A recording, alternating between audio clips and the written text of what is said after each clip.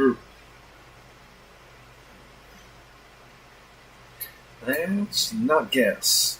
Great. Hello, everyone.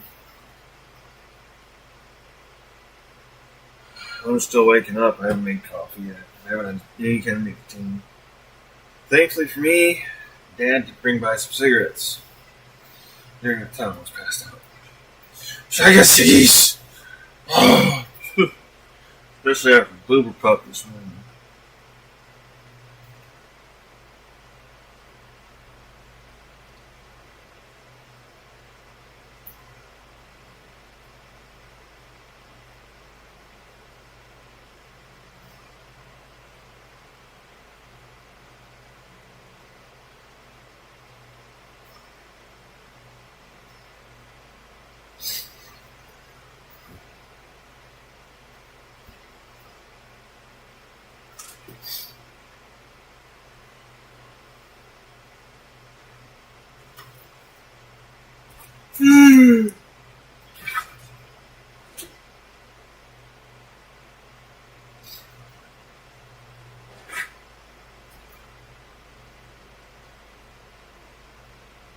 Okay.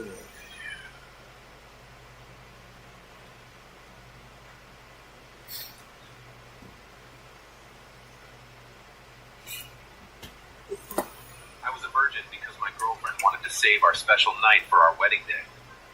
2 days later,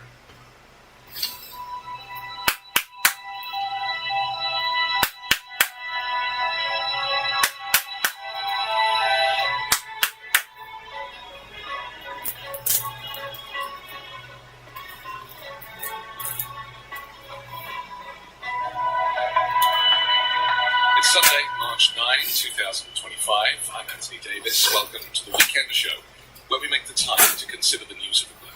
You can support my work and independent journalism at patreon.com/5minutenews.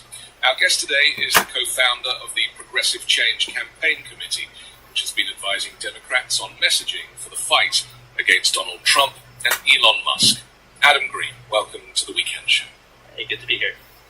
Let's talk first about what it is that you guys do, and maybe I could celebrate your poster campaign, your anti-Elon Musk poster campaign, to start with. This is like a bright red poster, picture of Elon saying, "I'm stealing from you." And you've put these all around at rallies and protests and in Washington and at SpaceX. Maybe we could start there. First thing, big picture, people have heard the term inside-outside organizing. That's what we do. We help elect people on the campaign trail. We then have a whole government relations team that works inside Congress. We have polling that we use to advise candidates in Congress. And we have hundreds of thousands of people in our grassroots base at boldprogressives.org. And, like yourself, you all have done such a good job at getting into the cultural zeitgeist. We can do our part. And we hired a DC street artist at Absurdly Well is his name, to make a kind of looming overlord image of Elon Musk with just the words, "I am stealing from you." Put it all around town in DC. We got immediate pickup by Rachel Maddow, just a ton of ABC News, CNN.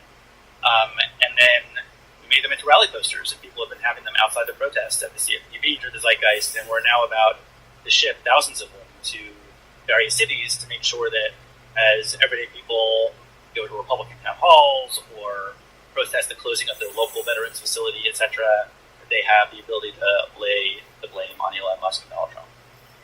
Your organization, the PCCC, has been supporting Elizabeth Warren since her first run for Senate. She's a kind of fantastic candidate. She's never veered off of her message, really, has she?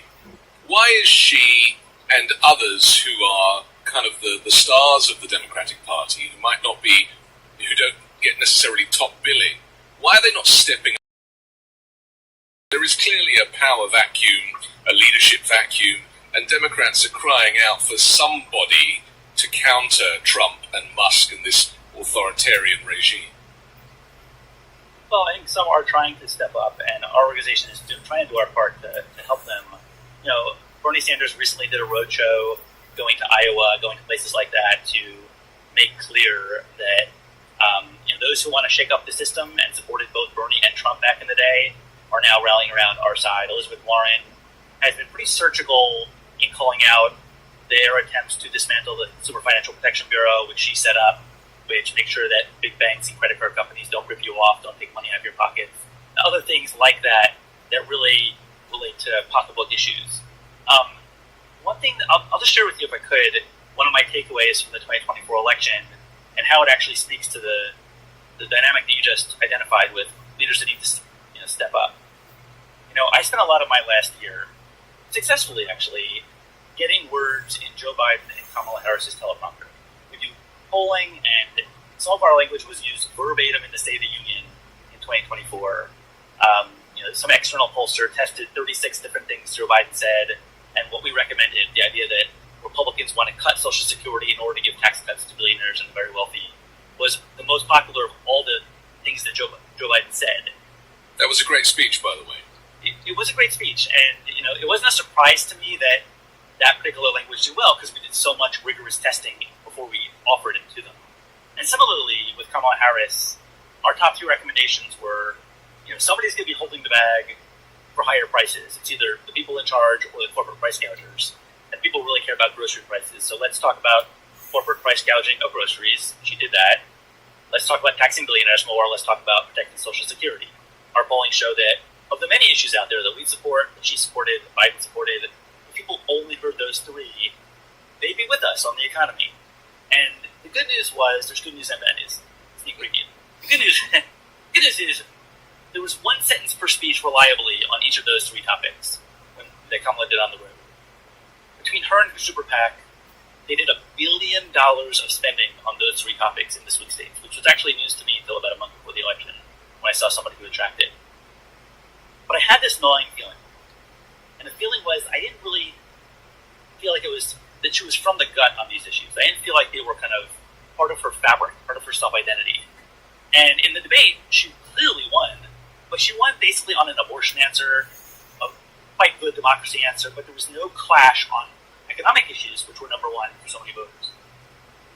Towards the end of the campaign, I spent about 9 days with Dan Osborne on the ground in Nebraska. He was the mechanic running as an independent and was on the verge of an upset there. In a 20-point red state, he ended up being about 7 points away in the end, outperformed every other Democratic line Senate candidate. And when I watched him, he's a union leader.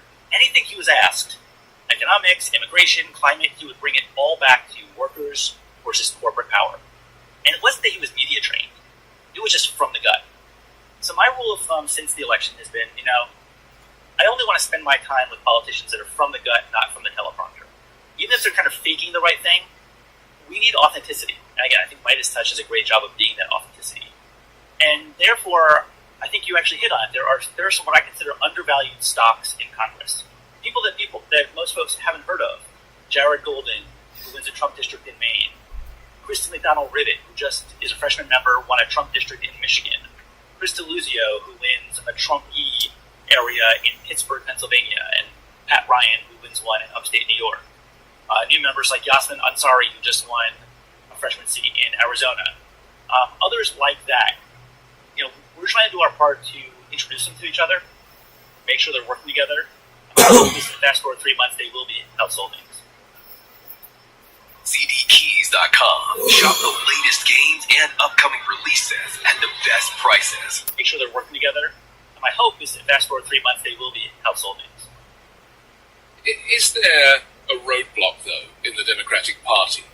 Because so much is still controlled by the old guard. Chuck Schumer and Nancy Pelosi, arguably, and Hakeem Jeffries, who is very much a kind of protege of both of those 2. Yeah.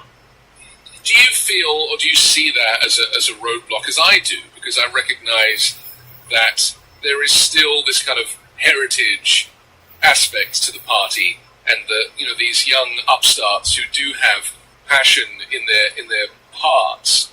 I'm talking about Jasmine Crockett and AOC, who are kind of a little blindsided by the current leadership in Congress and in the Senate. That they're not really getting onto the main stage of this concert. I share your pain. I know you might struggle to answer politically, but No. you know, Not a struggle answer. I mean, again, I share your pain. Let's look at it this way: the State of the Union this past week, right? To me, the fact that Al Green saying fairly unintelligible things in the House chamber explained himself later what he was talking about, Medicaid, Social Security. The fact that that's the most memorable pushback that we saw in the chamber, followed by a couple people with fans that had signers on them, to me is a failure of Democratic leadership. To me, that shows that something, just prima facie, on its face, that something went wrong. That was the thing we all remember from the State of the Union, right? Jasmine Crockett, Maxwell Frost, about 30 other folks walked out together. That wasn't really shown by the cameras. We heard about it after the fact. I agree with you. I would prefer that Hakeem Jeffrey say, let's put our stars at the front of the line and make sure that the entire Democratic caucus follows. So not do anything fringe, but if Jasmine Crockett and Maxwell Frost are going to lead a walkout, let's have 50 more people walk out and make sure the cameras follow it, not have it happen in silence, right? Al Green, I don't know that he's the right person to do it, but if someone's going to interrupt the speech, first of all, it should not be at a random moment. It should be when Donald Trump says we're not going to have unaccountable bureaucrats who run the government. That's the moment for somebody to stand up, maybe Eugenie Raskin, and point to Elon Musk and say this is a lie, and everybody follows him out, right? There's things that leadership can do, and it's funny that we call it leadership. Leaders need to lead, and I think that there is the underbrush of young, inspiring leaders that are doing their thing, but I agree it would be a giant force multiplier if those who are voted into Democratic leadership were coordinating more of a joint strategy and letting the leaders lead. because there were various protests. Some women were wearing pink. I couldn't quite understand what that was because again, it wasn't really unified. The paddle boards with the little words on, Musk steals and stuff, again, wasn't really effective. I mean, my suggestion that I made on my other show, Uncovered, was that it could have been a coordinated walkout once the speech had started, where people were just getting up and going throughout the speech and making noise as they left, so that Trump could never actually make the speech, so the speech was sabotaged. But there seems to be this kind of weird respect for the office of president that made people stick around and sit through it. I mean, why was anybody even there? Yeah.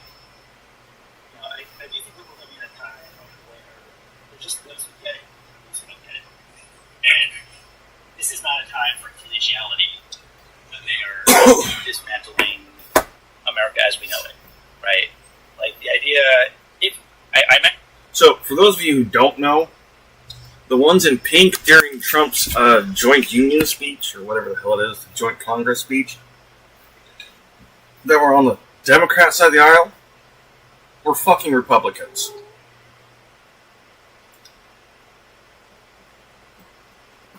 You can see in the picture from Troy Taylor Greene,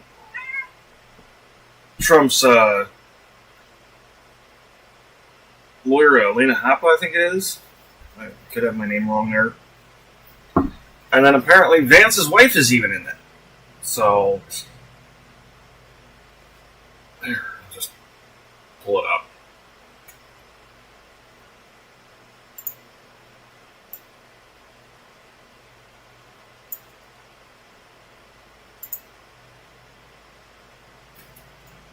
Okay. Now, as I had said before, I got into a spat with somebody about this.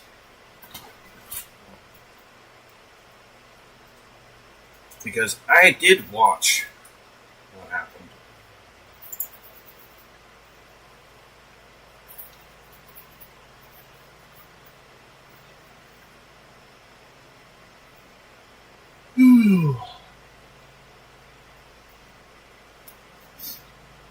So, somebody even provided me with the proof I needed for this. They used it to try to prove me wrong. And obviously, that was a fail.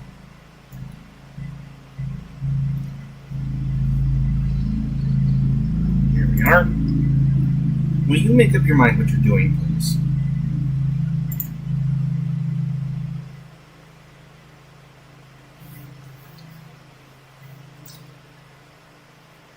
go. Here's our picture from a freaking what you call it meeting, protest, or whatever the hell it is, or not protest, Trump speech. Okay, this one right here, front row of the pink rows here, that's Taylor Greene. That's Trump's lawyer. Or no. Yeah. And that's the chick that shot her dog and was bragging about it. These are also Republicans, and so are these two. As well as this guy here. And there should be one more over here on the other side of these gals.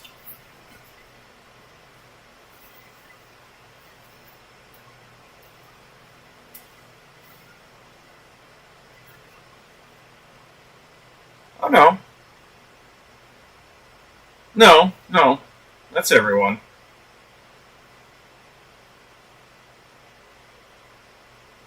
So, no, they're all there in the picture. But, yeah. There you go. Fucking Republicans.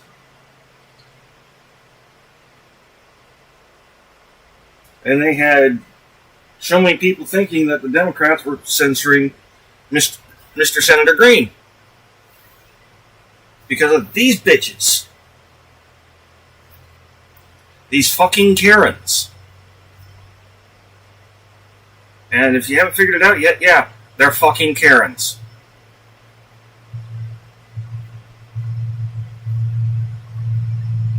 So,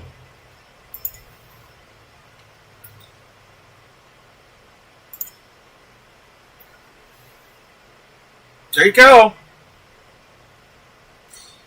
Y'all want to keep saying that it was Democrats? There's your proof. Not Democrats.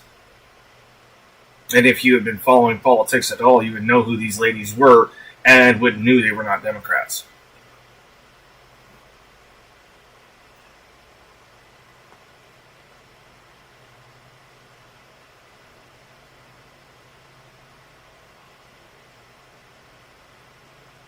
What?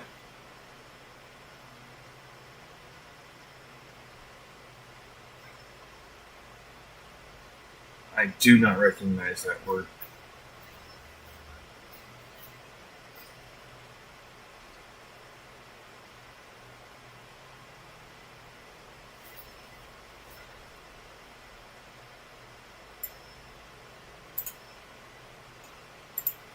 Oh, I'm not actually currently playing a game. I have Palworld up in the background.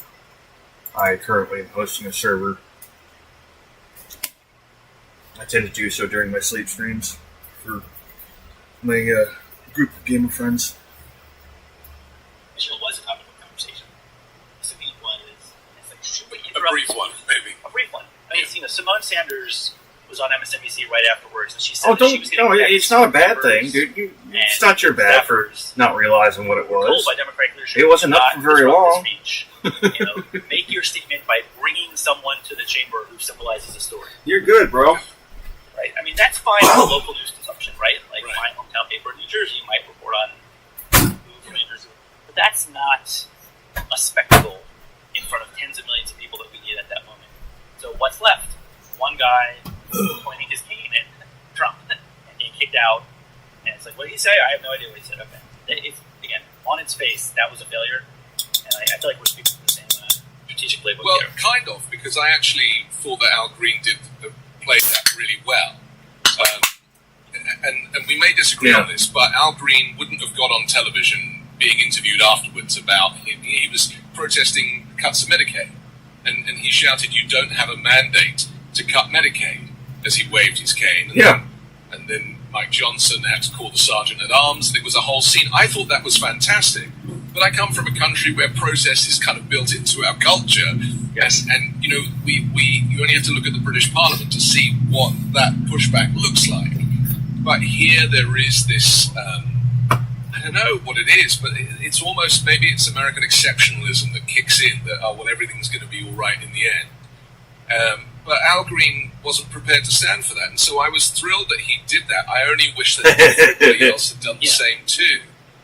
All right. Just to get some traction, or even to hold a rally outside on the steps and get a huge crowd during Trump's speech. I mean, these things are not rocket science, and yet, do you think any of these things were even suggested? Probably in murmurs. I'm not sure that leadership. Seriously. Again, I just want to be very clear. I'm not criticizing Al Green. I'm saying the fact that was it. Yeah, that Al was all it was. Yeah, I agree. To your point, I think he heard the claim of a mandate, decided at that moment to stand up and say, See, and I have to agree with Al Green. The way he acted in that speech was spot on. That was the way he needed to be acting. He needed to be calling that shit out. That was the proper thing to do. The only reason why I have any kind of upset is that the Democrats didn't do more. Just like the gentleman is saying. For any of you who still think that the Democrats voted to censor Mr. Green, any of them, congratulations, you fell for the fucking Republican trick. That's not your fault. They are sitting there taking norms and going, I bet you if we change this up, it'll fuck with people and make them think that these guys are doing this. And guess what? It did exactly that.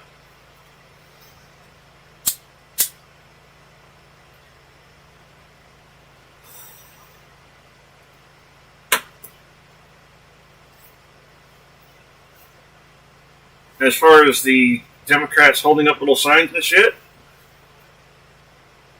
at the time, without getting booted out, that was the best they could do. But,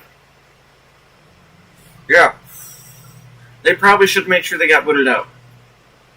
Every single one of them. Because, kind of can't run it without both parties. Even if the one party controls all the fucking spots.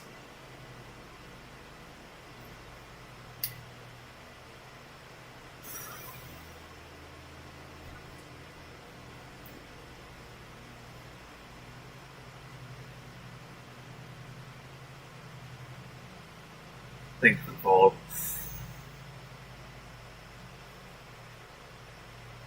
But yeah, I actually got to a bit of a fight with somebody on Twitter because of that bullshit.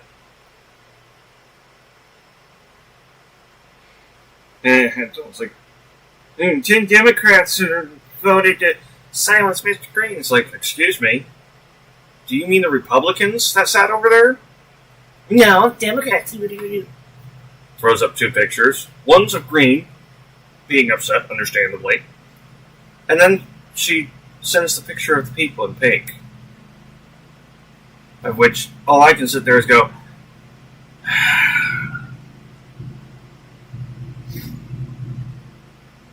lady, that's Matilda Jr. That's Greenie. That's fucking his lawyer next to her. Gal shot her dog standing up in the pink. And supposedly one of them was J.D. Vance's wife. I don't know. I haven't seen Vance's wife to know that one.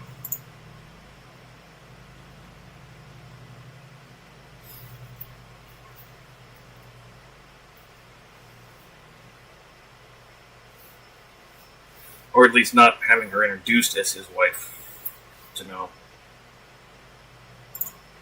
But I'll have that picture up in the background, so that way it can be drawn up when we need to reference it. Because I have a feeling this is going to be quite the matter that has to be addressed fairly often. Yeah. Oh.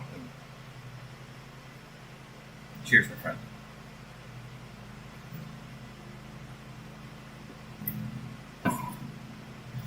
Normally I'd be drinking coffee, but I didn't want to make the coffee right now. Mandate to cut Medicaid. I could not understand on TV what he was saying. Sure. But if 30 people started chanting with him, "You have no mandate to cut Medicaid," Right. people would have known, right? So Yeah. again, I'm agreeing with you. We got to do better. We got to do better to shake up Yeah. the norms and not, be part of a false collegiality as they are just ripping up the system. Because they don't play by the rules. So, And Democrats are still trying to play by the rules. Yep. There is this kind of desire that business as usual will win the day in the long run. I mean, they're talking about the midterms. I mean, for those of us with instinct for Trump, he's going to come up with a reason not to hold midterms. isn't he? Uh-huh. there's so many ways this could go. I do think that there's a real risk, a very high enough probability risk that there are not fair midterms that fit into the normal cadence of the out party wins. And I will just tell you as a side note, I've heard from so many politicians when I say, "Oh, what's your theory of the case on what we do in this moment?" They're like, "Well, we'll win the midterms." And it's like they just take it as an assumption. It's like, no, right? Wow. I think I don't know that we'll cancel the midterms. I mean, maybe I'll be proven wrong. You have the video now. If you have credit under 600, this is my favorite hack that I tell literally everyone about. It's called Kickoff. Wrong. You have the video now. But there's a real possibility that they just flood the zone with money, right? The fact that Elon Musk invested over $200 million, and literally in the week after the election, after Trump won, his stocks went up $200 billion, right? Prove the idea that we have members of Congress making calls for $2,000, $3,000 at a time. It's crazy. Like, he can flood any district he wants, and it's a write-off for him. It's like nothing. It's like, right? It's a drop in the bucket. He could spend another $200 million on 20 House races, 40 House races, and he goes to sleep, he'll make that overnight, right? It's crazy. I think that's the bigger risk at this point, that the looting of the government, the self-enrichment by Elon Musk, by other oligarchs, other billionaires, other near billionaires who are about to be billionaires, like that's the corruption that could just taint the entire next election cycle. I mean, arguably, it tainted the last election cycle. And that is the reason why Trump won all the swing states and the popular vote, which seems a little unprecedented to me, considering that a Republican has not won the popular vote in over a decade. I mean, it does seem like the disinformation campaign, the voter suppression, Musk's money, $270 million, Russia doing their little bit, Iran and China. I mean, there was help. Yeah. But it wasn't really a fair election. I mean, I don't believe the conspiracies about Starlink and voting machines, but you only have to look at Georgia and then look at Brian Kemp's dozens and dozens of voter suppression laws that he's brought in over the last few years that literally prevent people from voting. Yeah. I mean, the sad part is it's almost quaint to only worry about voter suppression laws, but you're absolutely right. That alone does the trick. Pile on top of that the money that can feed misinformation, right? I mean, they were pumping messages to black voters, Latino voters, women, like young voters, people getting text messages in Michigan. Those who were pro-Israel were getting, "Thank him for standing with Palestine." Those were with the Palestinians. Thank her for standing with Israel.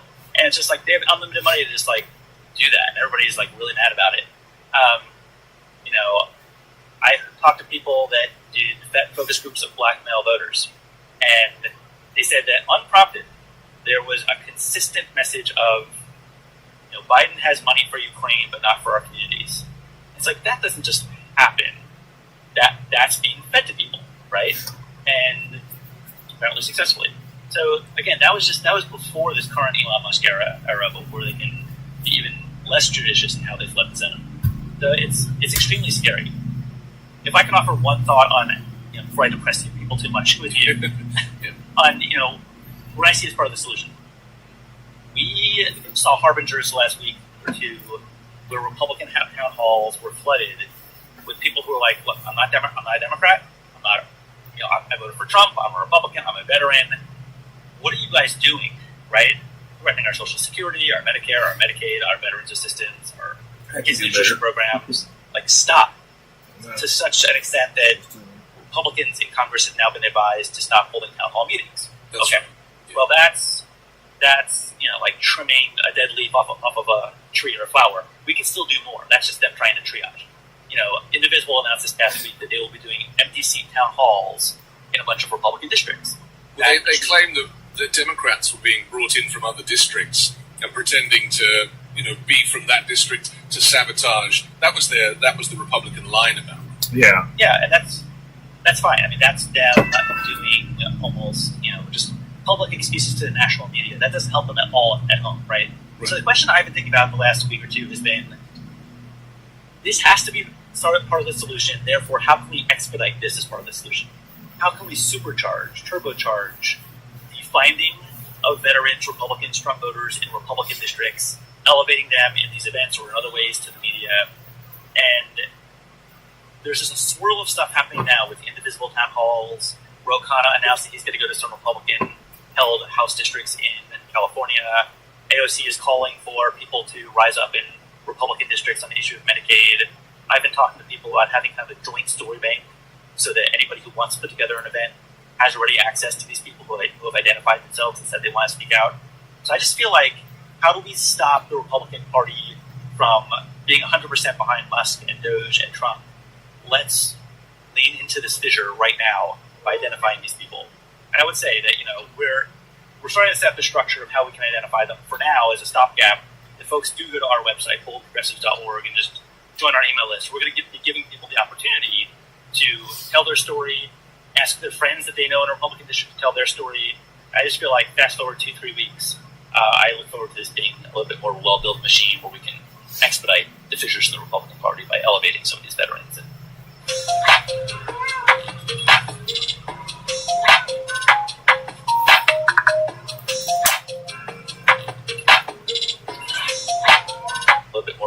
Machine where we can expedite the fissures in the Republican Party by elevating some of these veterans and Republican-leaning voters. Because the other thing that's going to change is, with all of these cuts to federal jobs, federal workers being fired, many of them are federal lifers. They've literally been working for the federal government their whole lives, and they love their job, and they are non-partisan at work, something that Musk and Trump don't quite understand. But some of them are veterans too. And so, whereas Republicans always claim to kind of back the blue, they're now saying, and we heard this from Alina Habba in a crazy interview. Okay, so it is Alina Habba. Well, maybe they're just not good enough for their jobs, these veterans. Try and find a job elsewhere that's more suitable. I mean, they're going to keep dropping bombs like that is going to eventually make some Republicans realize that they've been deceived, that the whole thing was a ruse, and they kind of bought into this cult, but actually there's nothing for them. And where are these people going to find jobs? I mean, that's the other thing, isn't it? Like, where they just assume that the private sector is going to pick up all of these tens of thousands of people that are losing their jobs. Come here. That is going Not you. You lay down. And have hit people.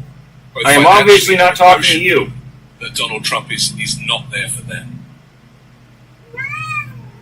Absolutely. My screen. This can only go so far. Right? I think the theory of the case on the Doge, with Elon Musk and Doge, is people want more government efficiency, and if they get a check at some point in the future with Donald Trump's name on it, that will hide that there was anything cut. There's a couple big misassumptions there which just work against them. One is, if you think about efficiency, I'll use the example of a pothole as an example. Let's say it costs, I'll pick a big number, but $10 to fill a pothole. And let's say it's a big pothole, and family cars that go over it have damage done to them, business delivery trucks that go over it have damage done to them, thousands and thousands of dollars on the personal or business side of the ledger, could be solved with $10 out of the government side of the ledger. What Elon Musk and Doge and Donald Trump say is, it's efficient to cut that $10, right? They're not actually taking into account both sides of the ledger. They're not saying, it's actually efficient for us to spend $10 for the American people in their own life to save money. Well, that really bites when you're taking away people's checks, their child nutrition, their jobs, their benefits, right? They're just not thinking like that, and it's going to come back to bite them, right? even the idea of having a check, daddy's like fault. when they do a check, Yeah, that's it will daddy's be fault. just deficit spending to fund a check. It will all be PO. But again, you have some veteran who lost their job and getting a $4,000, $5,000 check from Donald Trump. I don't think they'll be that forgiving. Right? That has to come on top of having a job, not in place of having a job. So it just seems like eventually the roosters, they come home to roost, right? Chickens come home to roost. Yeah. And the question is, how do we expedite it? And that's again where I come back to. People are already feeling pain. Let's make sure that those stories are in the ether right now, not 6 months, 12 months, 18 months from now, or after the midterms. The price of eggs seems to be the kind of mantra that arguably won Donald Trump quite a bit of support, and is now, even now, Oh, he's blaming Joe Biden for that. Their answer to the price of eggs, I think I watched on Fox the other day, was that we should get chickens in our backyards, and therefore we won't have to pay for eggs. And let me tell you something. First off, raising chickens is not a walk in the park. Chickens can be little shits. For real. They can also be awesome.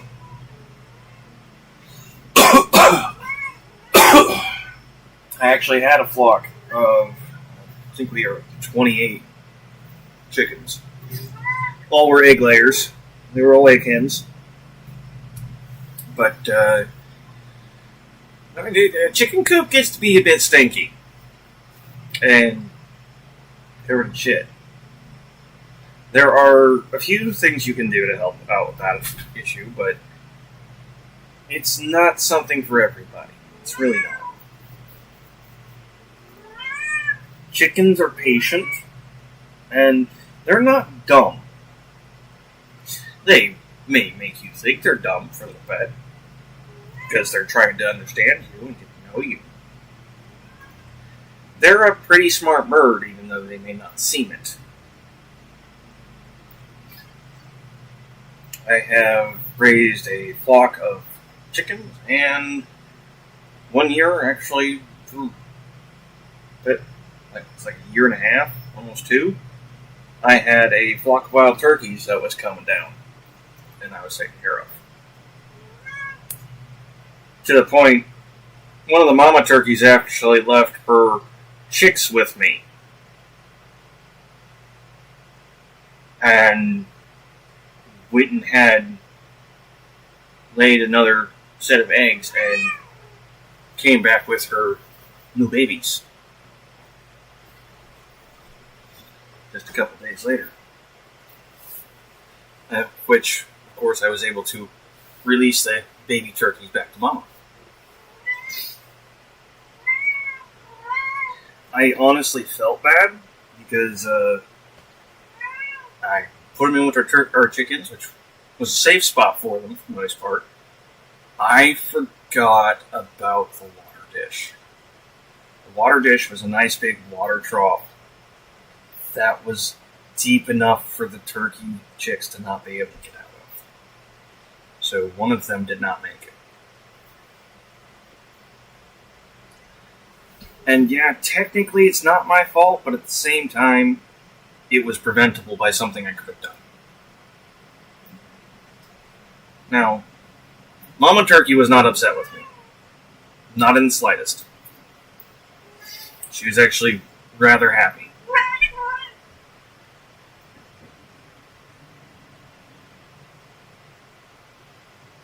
She was happy that at least some of her chicks were still alive, I guess.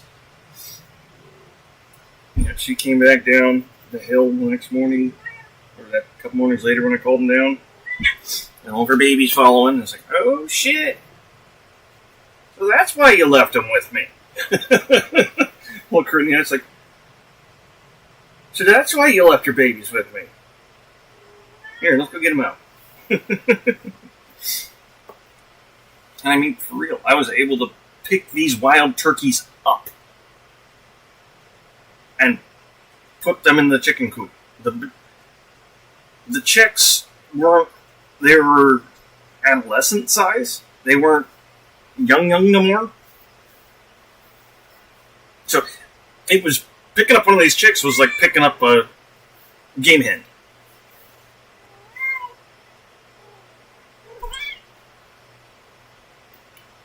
to actually let me do it. They became comfortable enough with me and knew that I wasn't going to hurt them. From Wild.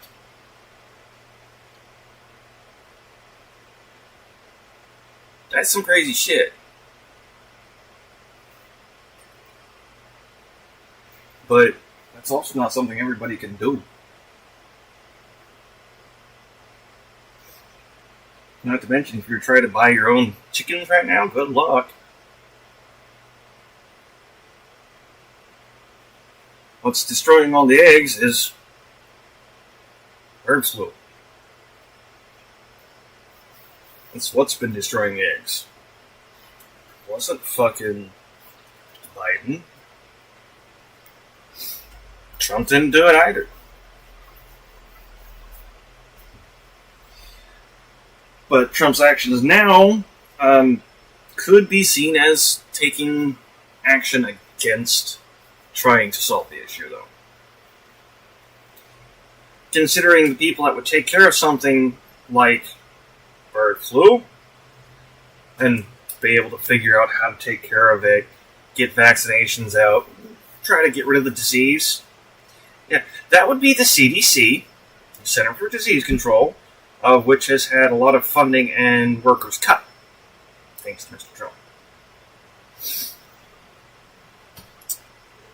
So, really, if any reason for the prices still going up can be put on anybody, it would be Trump at this moment. Not to mention the inflation that's going to be happening from these tariffs.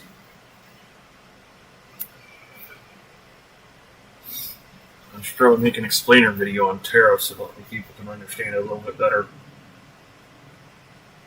Not right now, though. Let's finish our news segments. Despite there being a kind of Still avian flu issue, but that's clearly something for a different department. And the chickens aren't even there because they're coming home to roost. Thank you. Very good. So we find ourselves in a situation where this...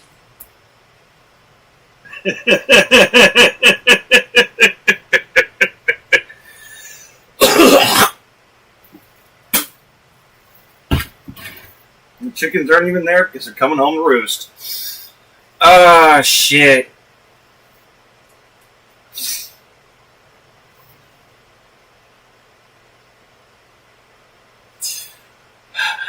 This egg analogy has become such a big part of American politics, but no one seems to be standing up and saying, but you can go without eggs. Like, you don't have to eat eggs. There are plenty of people that don't eat eggs at all. There's plenty of alternative foods.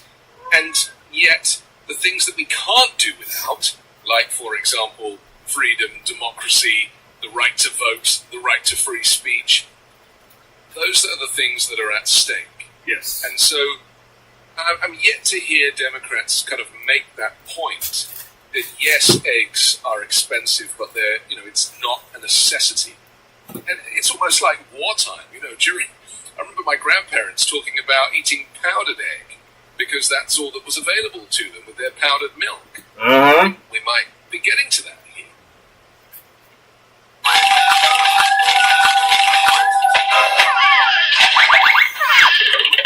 Because that's all that was available to them with their powdered milk.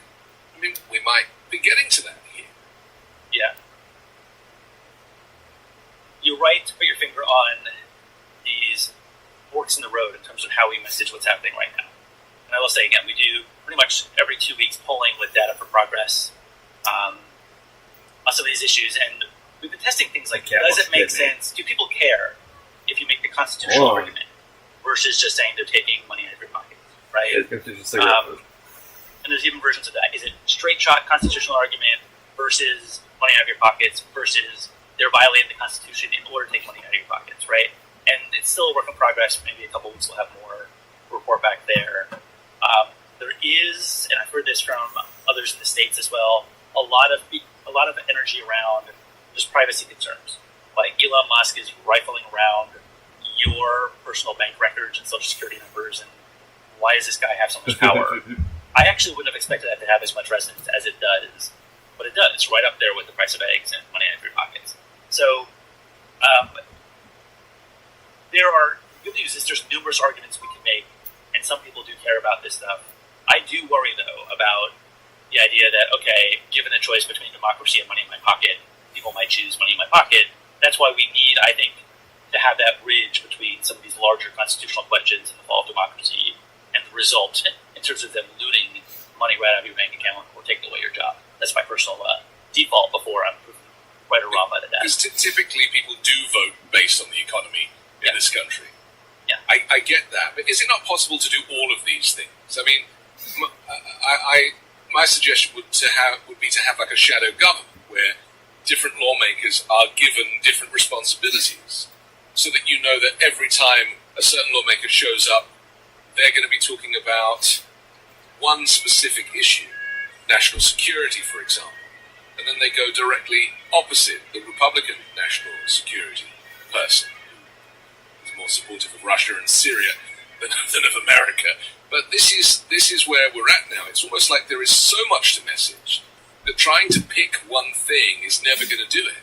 And Democrats, as we know, they represent such a range of views, unlike Republicans who seem to sit in a much more narrow space. Thank you, Howard. I'm doing pretty good today. How about you? I don't know that having a shadow government is going to be our best messaging strategy, just because I don't think most people follow process or care that much about process. But I do think that there's another much better than thing I was during my that could work. I'd be curious to actually get your premature wake-up thought on this. The Republicans had this thing called the Laken-Riley bill, which was an immigration bill based on the story of one person who was sadly brutalized by someone who was here apparently illegally, and it's basically switching the default so that in the future, immigration officials will detain these people as opposed to having the option. That was basically they named it after one person. Even in the speech this past week by Trump, he talked about Laken-Riley had her mom and her sister there. What if we did that for each issue, right? There was a 13-year-old kid in the chamber who was a cancer survivor. You might recall, I think they gave him an honorary Social Security or National Security, Secret Service designation. Yep. Why don't we name a bill after him to restore funding to the Howard, NIH? I'm okay, I'm at work. Just wanted to say hi and see my favourite buddy lucky. Research on child cancer, right? Which Donald Trump is cutting right now, right? We're talking about the issue. Why don't we give a person's name to it? All these veterans who are being hurt, whether it's directly because the VA is being cut or because of other, SNAP benefits or other things are being cut. Let's, find the most compelling person, including a Trump voter, and name a bill to restore funding after them. Just do this issue by issue. And the goal would be, one, you get the introduction of the bill, and that means the media is telling that story. When you're up to 50 co-sponsors of the bill, which is fairly easy to get, that signifies momentum. You can have a real story arc around a bill. Okay. They start attacking disability and food stamps? Come find me, you guys. Put the Mange bill into play. They did it around Laken-Riley. I kind of feel like that would allow us latitude to focus on lots of issues, tell lots of stories, but do it in the most compelling way. And I will say this is informed by some of the polling that we've done that shows when it's generic, when it's like, is government inefficient? Even Democrats are like, oh yeah, government's inefficient, right? We need to make it more efficient. Oh yeah, we should make it more efficient. But the second it's like, should we do it by cutting Social Security? Oh no. Cutting Medicare? No. Medicaid? No. Veterans? No. Children's health? No. Right? So we just need to really tell the story and get as granular as possible. This is one thing that's kind of been brewing as one approach to doing, I think, what you're trying to achieve, which is more compelling storytelling across issues. Yes. After being reborn in another world, more compelling YouTube, storytelling across I issues. fell in the shower What do you this think about morning that? and jacked my shoulder up hurt like hell. Ouch! John Lewis voting rights Shower Act falls are never fun. is my response to that. Yep. Which is what you're describing and has failed to get passed on multiple occasions. It's one of those bills that is there, it has an identity, and yet, Yes, little girl. successive Democrats have kind of failed to get traction on it because Screaming at me, Republicans have shouted. screaming at me. Excuse me. Well, just to get in the weeds for a second, Joe Manchin pretty much killed I mean, Yes, that's right. right.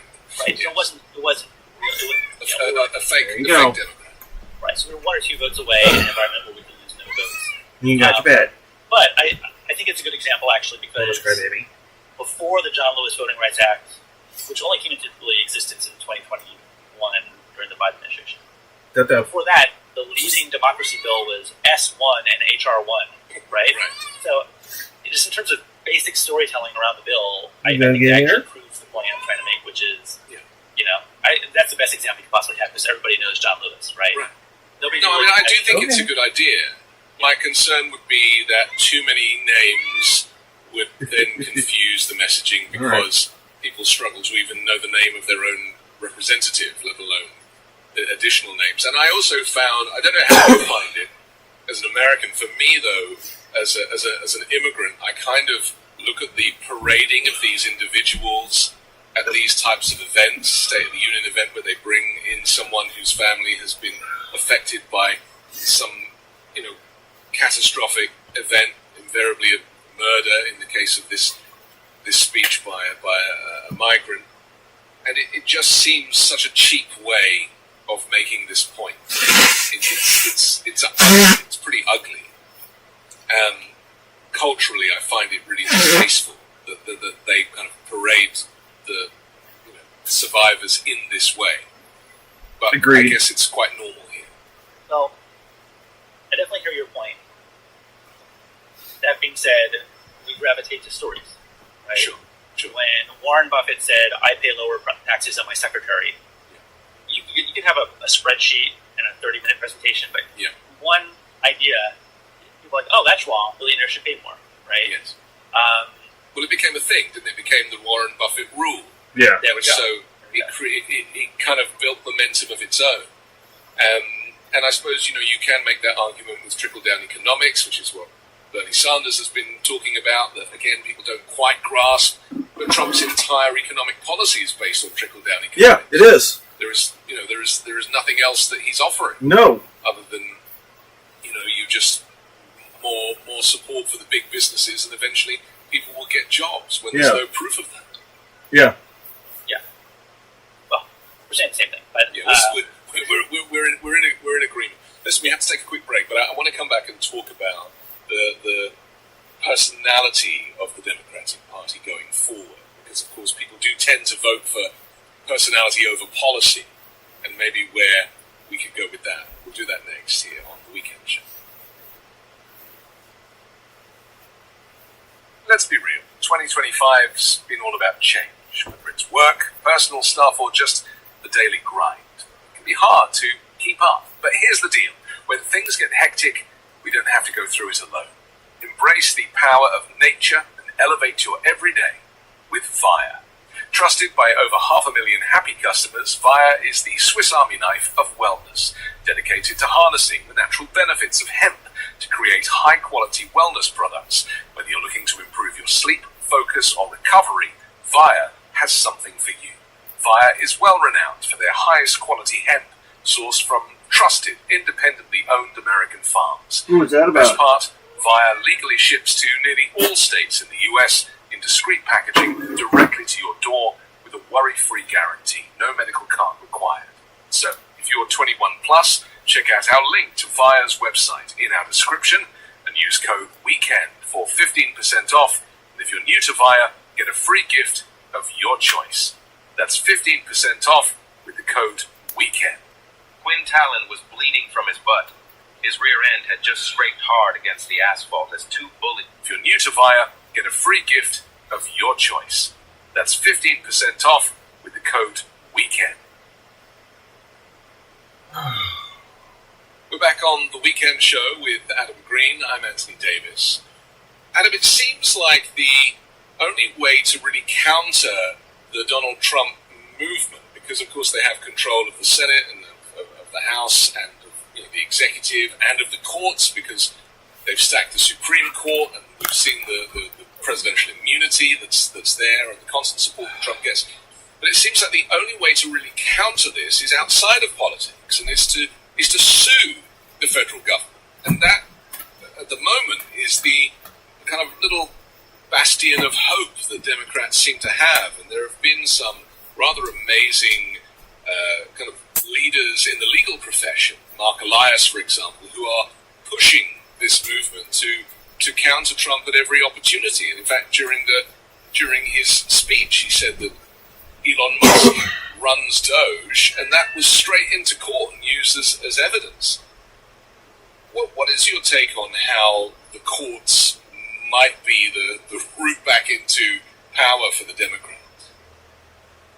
Yeah, you're totally right to put your finger on this, and there's a trifecta of groups that we're working fairly closely with. One is Public Citizen, another is called Democracy Forward, which was founded by Mark Elias. A third is run by Norm Eisen, who was Obama's ethics czar.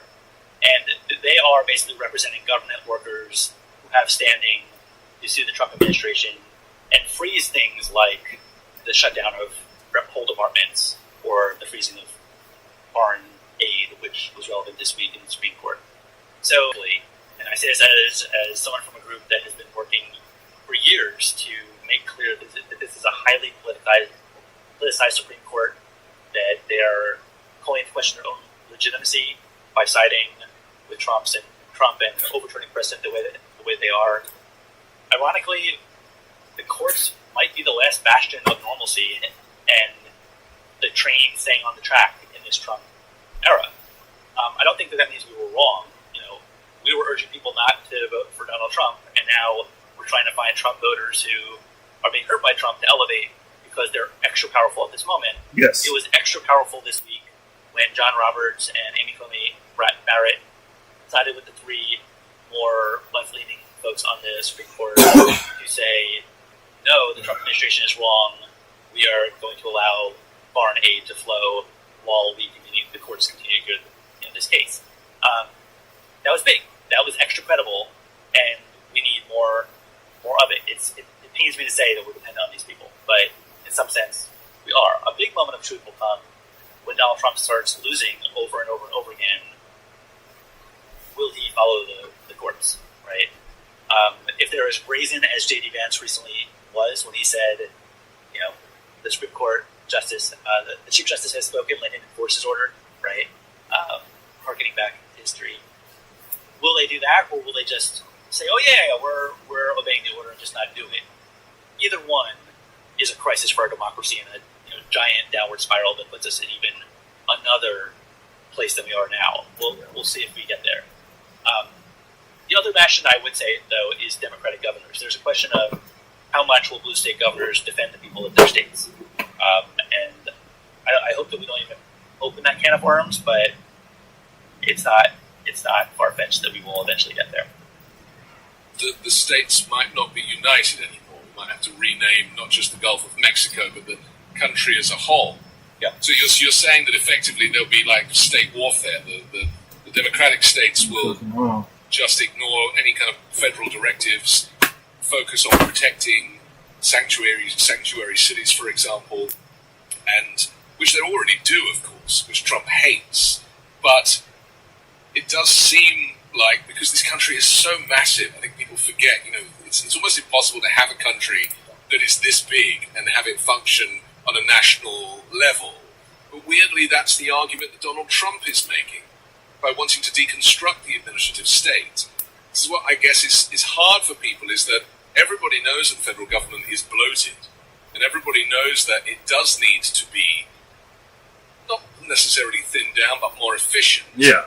And they're using those keywords to try and, to give people reason to buy into their scam. Yeah. And so that is difficult, isn't it? So you're saying that governors are the answer to that? Well, I don't know if the answer, but there's a question of how much they'll fight. So let me give you one or two examples. Yeah. Let's say, and again, I don't think this is far-fetched, that at some point in time, Donald Trump decides to have his DOJ file criminal charges against the president of Planned Parenthood, right? Accuse her of murder, accuse her of anything else, right? She lives in New York City, which is in New York State. A Chewy order is on the way for Radar, who hears everything. The federal government wants that person to be extradited to Washington, D.C. and be put in jail. And, right? Does New York comply? Does New York send out the National Guard to protect her? I don't know. There's actually a weird, some of the the National Guard, both the president and the governor can deploy the National Guard. There's actually a race to be first. Which one gives the order first, right? Is there a race where all the blue state governors are racing to find excuses to deploy the National Guard so that Trump doesn't deploy the National Guard first against the people of that state, right? There's all sorts of things like that. We saw an example recently of Elon Musk putting a freeze, basically taking $80 million back from the city of New Howard, York. I made There was a homemade big question beef at the time. noodles yesterday. They were How the really heck yummy, going to have did they them again actually tonight. use their treasury access to go into their bank account and steal the money? Or was it more, we've all kind of written a check or made a financial transfer and there's like a day or two where it's kind of in limbo where you can still cancel it? Was it more that?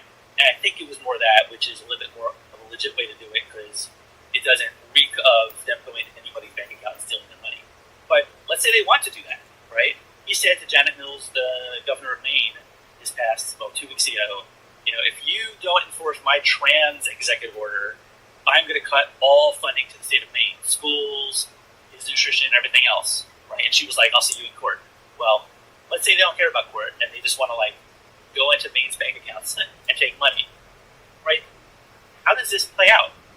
So there's all sorts of potential state issues around the corner. We're not quite there yet. We're tiptoeing towards it, and we'll just see. Again, if the court orders hold, we have a little bit of breathing room because that means just basic normalcy. You can stay on the track, but it's not crazy to think Howard, we could be in this new you're era. so amazing. Yeah, I don't think it's a just love your far-fetched hair and your beautiful position. beard.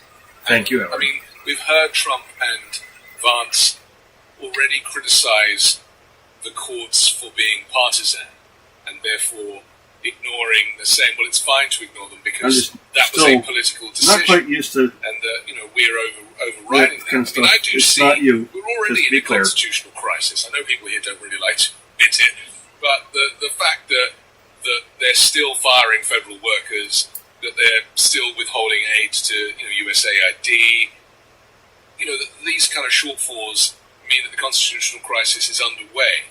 But people don't really feel it, and I suppose the biggest issue that you and your organisation is trying to get a handle on is which is the point that the voters at large start to feel the effects of the deconstruction of the federal government, because that's when both there's the potential for some kind of anarchy or uprising or requirement for National Guard, but also people not having enough money because a lot of people live paycheck to paycheck. YouTube. And how do Howard, Democrats I hope I'm not leverage bothering you. I just that care without about it you. I'm going sorry that if far? I'm overstepping. You're not overstepping and you're not And bothering maybe me. one step after that. So when did they start? That's why I feeling was the pain? saying that. I didn't It's want you already to think happening. you would. It will increase by the week. The question I'm thinking a little bit more about, just to put a nuance on it, is for those who are feeling the pain silently, not knowing what to do. Howard, quite simply, I grew up being told I was ugly and stupid all the goddamn time. And that's putting it nicely. That is very much putting it lightly. So I'm still having to personally come to grips with the fact that YouTube. people Howard, can like me okay. and can find me attractive and shit. I've really had a rather fucked up life.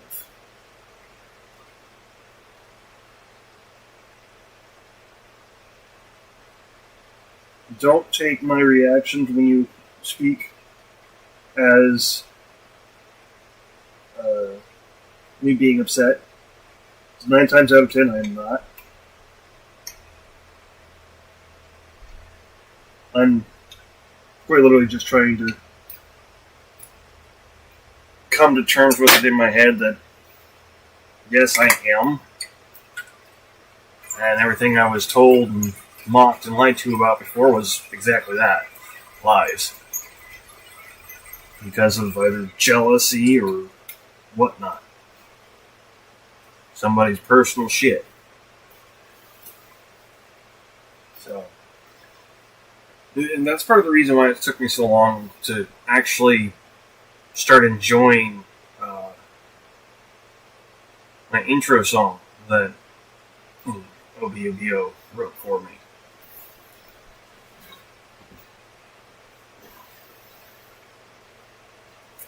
Wrote and produced. And then gave me all the rights for. which that in and of itself was one thing. Then the fact that the song was about me in such a positive way, that I'm not used to. I'm just not. Most of my life, people treated me like shit. Not everyone, but most. How can we give them an outlet to express that, especially those that live in Republican districts? Howard, So that we're meet my dear measuring friend I was called their fat target. and ugly. Because Trump's ahead of that, though, isn't he, by saying that there so will I be try to be nice to short-term people I pay, care about. but you're a Same. great American and a patriot if you kind of go through this with us. Well, good luck. Right? If we're talking about eggs going up 20 cents, maybe that's true. People losing their job, Howard, Yeah. I know my suddenly friend. not being able to make rent, like that's people aren't going to be like, oh, for Trump patriotism, I'm going to accept that, right? The bribery check does work, though, doesn't it? I mean, even Joe Biden said he regrets not putting his signature on the stimulus checks. Do you think Trump will show up with a $5,000 check? Hey, how's it going? Chris Pratt here. Look, I know this is totally out of the blue, but would you stop and pray with me? No. I think it's very possible that he will certainly try. They will call it. You may be a dividend good guy, based on Chris, efficiency. but I still don't like you. But as I said before, you lose your job, you get $5,000. That's not sufficient, right? Yeah. Like during COVID, it was people kind of had their jobs, they were suffering, and it's like here's some extra money. Low-key, if you're going to Right? pant, you need to People move. being lifted out of poverty by those checks, by the child tax credit checks, right? Not being put into poverty and basically being given a coupon, right? Like that's not how it works in real people's lives. So yeah, I don't think it'll work. Fuck. I don't know that it'll get it passed, but it will not be sufficient. And what about the angle that Kamala Harris touched on in the last week or two of the campaign, referring to Trump as a fascist, talking about the rise of authoritarianism and dictatorship? Of course, now we have Trump clearly siding with the Kremlin and with Putin, and Ukraine, is obviously a touch point of this, because we know that Trump's end game is to give land over to Putin and just say it was nothing to do with me. The Ukrainians lost the war. Is there merit in, because that's the reality, and for me that's the biggest issue, is that America has fallen to an authoritarian regime. I fear, though, that the Democrats don't really want to use that language. Well, I think we've learned a lesson. Hopefully we've learned a lesson that language is not sufficient. Again, the more generic and 30,000 foot our language is that doesn't connect to people's real lives, the more we're putting ourselves at a disadvantage. I'm not disputing that that's real. I am saying we need to figure out how to bridge that language to people's realities. That's why I've actually been very encouraged. Our polling has shown this is effective, and now I've been very encouraged that Democratic leaders and even backbenchers are doing this, saying they're trying to loot the government in order to cut your Social Security, or cut your Social Security in order to pad their own pockets with tax breaks, right? Like, Elon Musk has too much power. This is authoritarianism, oligarchy, in pursuit of you being worse off and his pockets being lined. Like that last part is, I think, so much more powerful than just talking in these esoteric.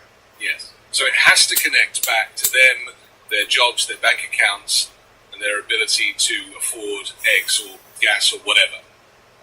It's almost not enough to have a kind of political ideology that says I would rather live in a country that is truly free rather than a fascist dictatorship. Like, that's not quite enough for a lot of voters. I mean, just look at history, right? The idea of Mussolini making the trains run on time, right? The whole let them eat cake, right? There's people want their day-to-day needs met, and they're willing to turn over power to a dictator if they're met, if the non-dictator won't meet them, right? So we have to stay in that game. We have to not cede that territory. And I just worry about people who use esoteric terms without grounding it. Again, I'm not saying don't use them, but again, we do polling. Like the idea that Elon Musk is taking over power he doesn't have, and now is rifling through your personal records, really pisses people off. They don't want that, right? The idea that he's doing that, line his own pockets and cut your Social Security. There's many ways of getting to the same place, and not merely be talking about price of eggs. I mean, the fact that he's the richest man in the world and he's stealing from you is very helpful in a way, isn't it? Because, you know, there is irony there. There is. Let's talk about the personalities, though, of the Democratic Party for a moment, because the response to Trump's address to Congress the other day was Senator Elisa Stockkind, who delivered the Democratic response. What was the response to her response in your eyes? There were a couple. I actually would be very curious in what you've observed, given that you kind of live in the internet. I literally only live in the internet. Yeah. Okay. Well, actually, let's start with you. I mean, what do you think that the responses were to that? There's a lot of nuance with me. The first thing I thought was that I couldn't hear her. So, like the mic, and I'm very into sound and how you can communicate with people with good sound. People write to me all the time. They're like, "We love your podcast because we can really hear you." I couldn't hear her, and for me, you know that Donald Trump goes crazy if the mics don't work on his rallies and events. He's very specific about the audio visual stuff, and for me, that's the first thing. I literally couldn't really hear her. The ends of her sentences were being cut off. I was worried a Republican sound engineer had sabotaged that speech. Wow. So that was the first thing. I thought she was fine, but again, it just seemed a little too, considering the stakes right now, it seemed a little too calm and everything's going to be fine. And I wanted someone with much more fight in them. And then I didn't really know much about her, so I did some research, and then I see a lot of Democrats complaining that she'd voted with Republicans on several occasions, and that was a problem for them too. I also heard that it was Chuck Schumer that chose her. He said in an interview, "I chose her. I'm very proud that I chose her." But give me Jasmine Crockett any day, and throw some swearing in as well. That for me is what is at stake. Yeah. Okay, so I am kind of glad in one regard of the turn of events, because it has meant that the rules of decorum in government have changed. And things like swearing are now a thing. Where before it was not. And well, I come from military, biker, logger, and trucker stock.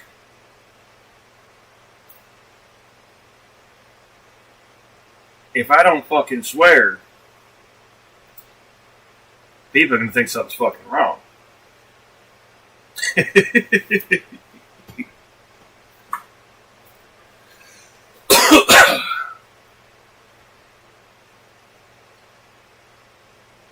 But I don't go out of my way to use swear words. Besides that last little bit there. That was just kind of intended for punniness.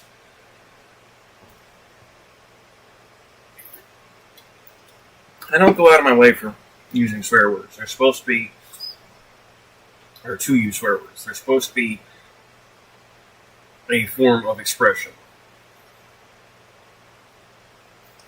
Not just something you throw around. Having trouble?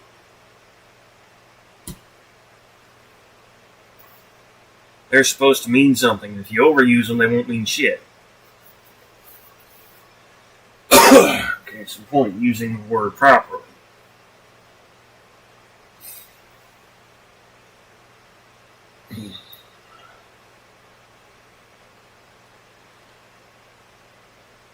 The C word is not one you're going to find me using very often, because it takes quite a lot for someone to reach that point. I will call someone a twat before I call them a cunt.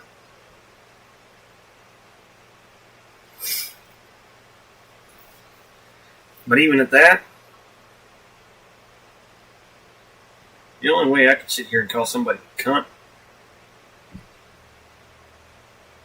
would be if they're being so bullheaded about something that they're taking a bunch of fucking backlash for it. Because as much as people would like to sit there and degrade that part of the female body, it's actually pretty fucking strong.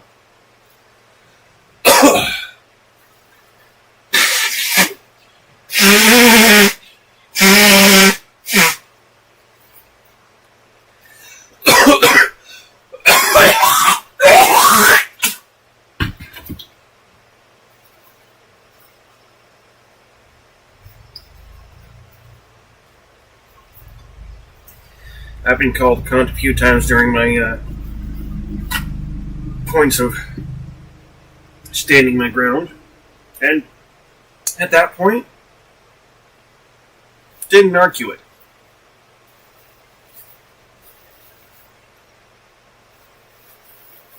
You want to say I was acting like that? Okay, I'll take it.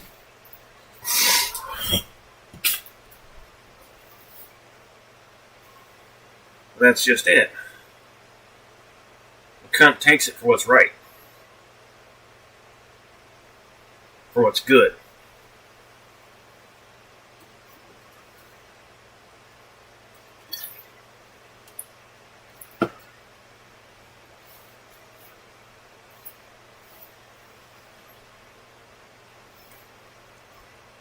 Well, let me rephrase that.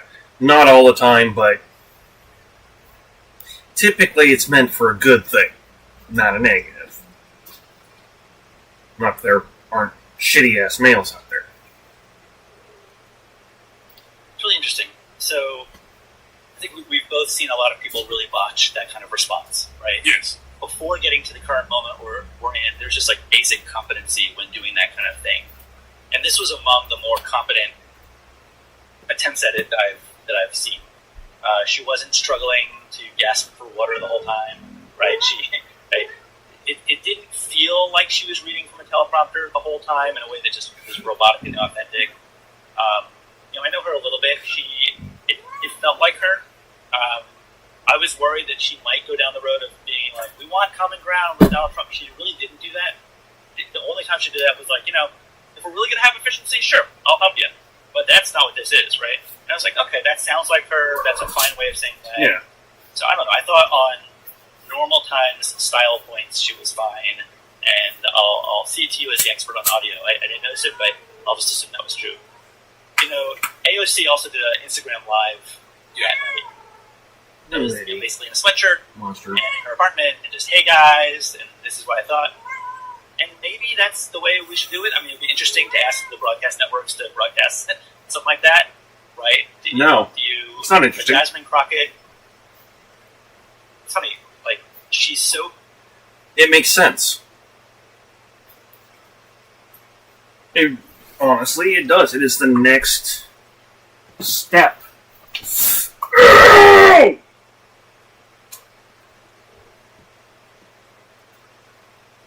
These hurt.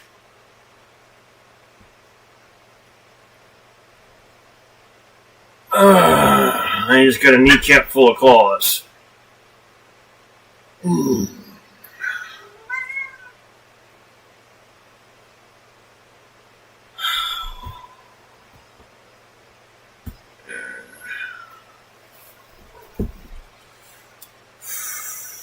That made me lose my train of thought.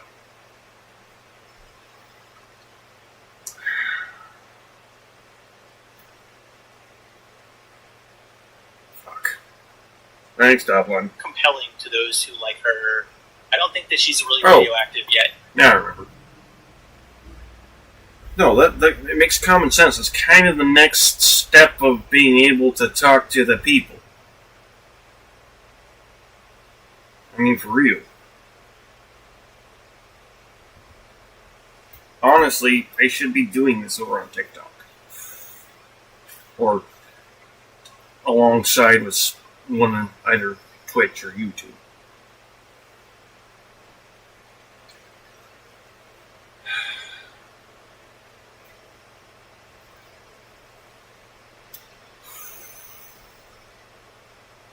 But No. This... Shit. Technically, I'm using the older version of what we need to be doing nowadays. YouTube is the mid to late 2000s version of how this way of talking to the people would have been useful.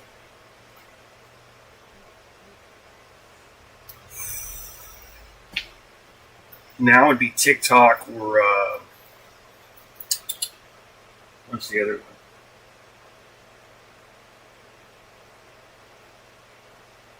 Oh, TikTok would be a good way nowadays.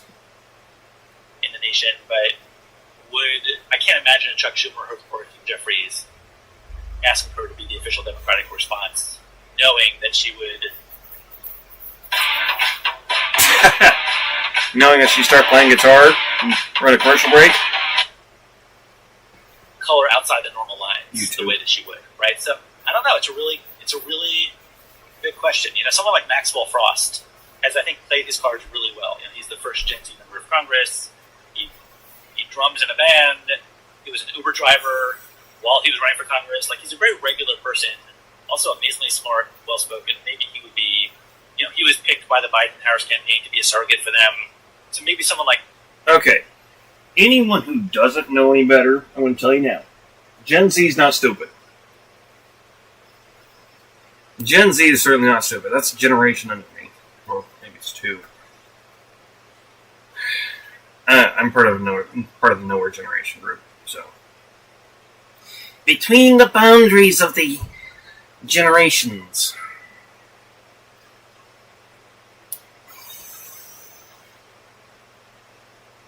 Call us the nowhere generation.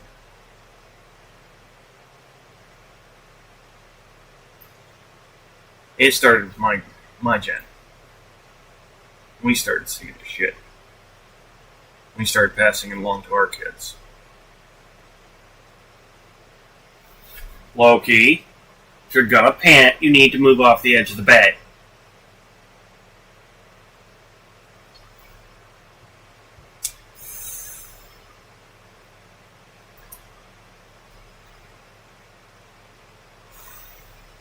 You're still in some pretty big trouble, dude. You're not coming out here. We'll turn down the heater so that way you don't roast.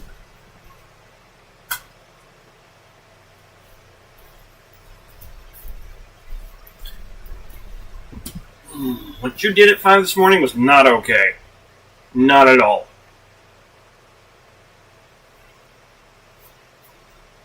That would actually be even better, but, you know, this is a unique one. I almost would be like, you know, let the leadership decide who does that, and let the other leaders lead in their own ways and go super viral if they No, to the back.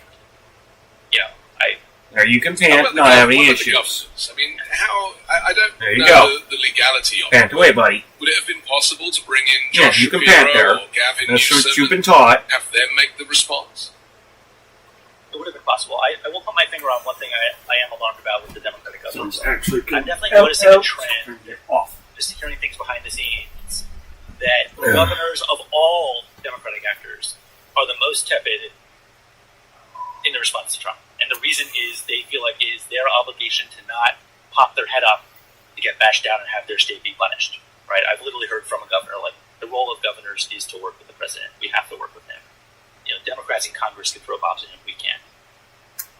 So again, what I said before about blue state governors, that's a real question mark. Like, will they come? You know, maybe if things get that extreme, they'll do it. But I totally understand why they were not put at the front of the line in this moment. Because playing it safe, I guess, and sticking to the rules. I mean, this is a theme of throughout our discussion, right? Where Democrats don't want to put their head above the parapet, and you know, if ever there was a time, because I often say, if we had a time machine and you could go back to 1939 and say, listen, this is what Hitler's about to do, and this is where he's going to invade, and we've now got social media and we can talk about, like, are you going to speak up now that you know this? Right. And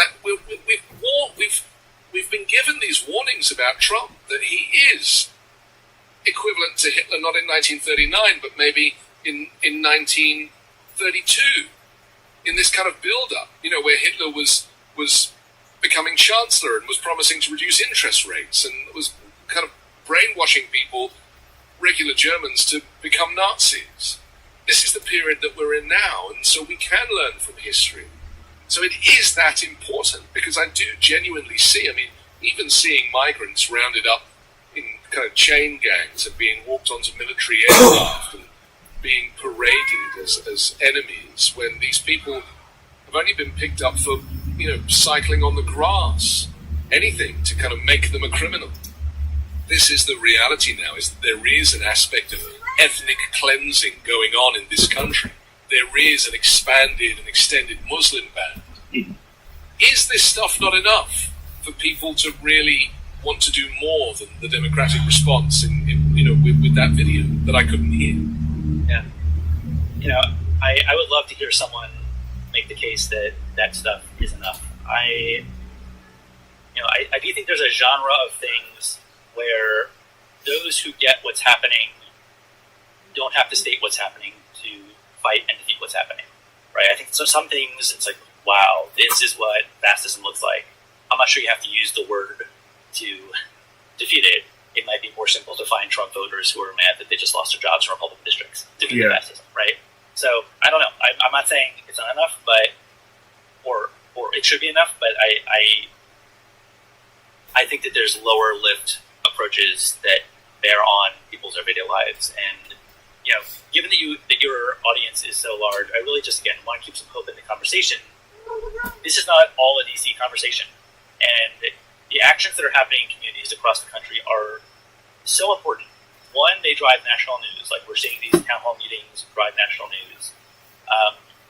It's really, if anybody lives in a red state, a red district, a hybrid state where there's a Democratic senator but Republican House members, doing one's part to help organizing people in the Republican represented areas of that state is so important right now.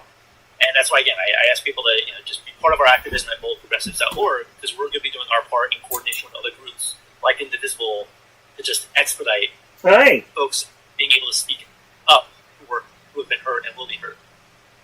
Yeah. With AI, if you can think it, you can make it. But the same goes for cyber criminals. Now they can invade your online privacy 24/7. Norton VPN Ultimate. Advanced tech for advanced threats.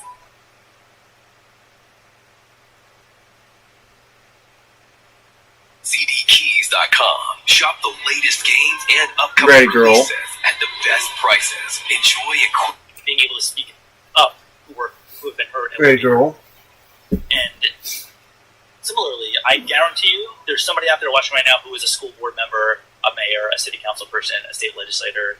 Like, think about what you can do with your power, right? I'm really curious. I'm thinking the question of, like, can state legislatures use subpoena power to haul in Trump administration officials but you are not a science. who are cutting veterans care or other things in their state? It's all good. Just make them explain themselves. Welcome. Which will also require tens of hours of work to just prep for that kind of thing, right? What can school boards do to pick fights with the Trump administration in a way that just occupies their time and makes them react? Doesn't allow them to stay on offense, putting people on planes for deportation. All of us have had days where we think we have our whole day planned. Something happens at the beginning of the day that knocks it off, and the next day you're like, well, maybe I'll try again.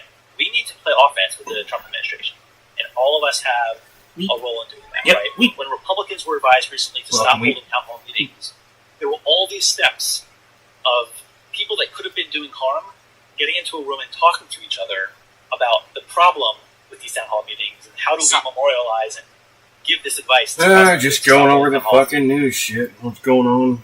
Nothing more than that, really.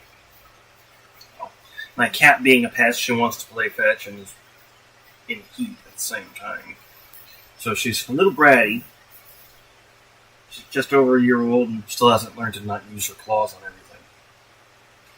I already got a kneecap full this morning.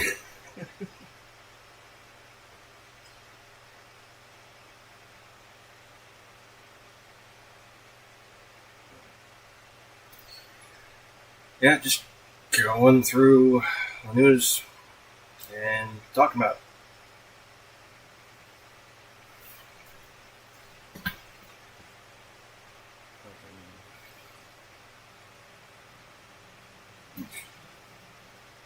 No.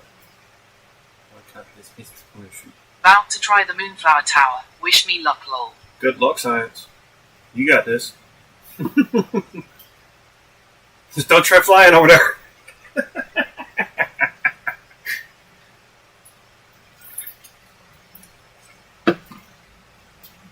That is time that local people on the ground in these communities took out of the column for these people who want to do harm. So I really just want people to recognize that you have power, and especially a platform like this that is talking to so many people has the power to communicate with people that you have power. So again, we're at boldprogressives.org. There's lots of great groups, Indivisible, Public Citizen, etc. Get involved. And also not to be scared of this regime, because Claudia Scheinbaum stood up to Trump and he kind of like left her alone temporarily. Gavin Newsom. He kind of withered a little bit? Yes, he did kind of wither a little bit. Just like when Canada stood up to him. Stood up to Trump, poked him in the chest at the LAX when Trump arrived to look at the fires. So, you know, and hopefully is still in negotiation about getting some kind of FEMA funding. But I think a lot of the fear that people have of the Trump regime is in their own heads. Because Trump is, and his organization is so disorganized, it is chaotic. They don't really know what they're doing. And as you say, they're losing a lot of legal cases. There's one bill that I'm interested finally in talking to you about that is my fear, and that is the SAVE Act. They've tried to bring this about before. Mm-hmm. This is a voter suppression bill that would require people to, when they're registering to vote, to have a birth certificate and a passport and just ID that a lot of people don't have. A lot of people can't afford to get, because getting a passport for yourself and your partner, I mean, you're looking at $300 or more. So, if this SAVE Act is passed, and of course, you know, Trump would sign this into law as soon as he possibly could. And I got a clue about this when he landed at LAX and he said to Gavin Newsom, I'll give you the money if you bring about voter ID in the state of California. Because I was like, he thinks he can win California if there is voter suppression. They're coming for me. Who's coming, Quinn? What's going on? There is voter suppression, because that's how he won the election. So what about doing some work to support people maybe to get... For those wondering, that is not hyperbole. That is exactly how he won the election. And there is documented proof. Not to mention, besides the voter suppression, the interference by both Russia and Musk in our elections. To say that this was a fair and clean election is bullshit. That's been bullshit for at least 3 cycles now. Biden did not win in a fair election. He won in an unfair election.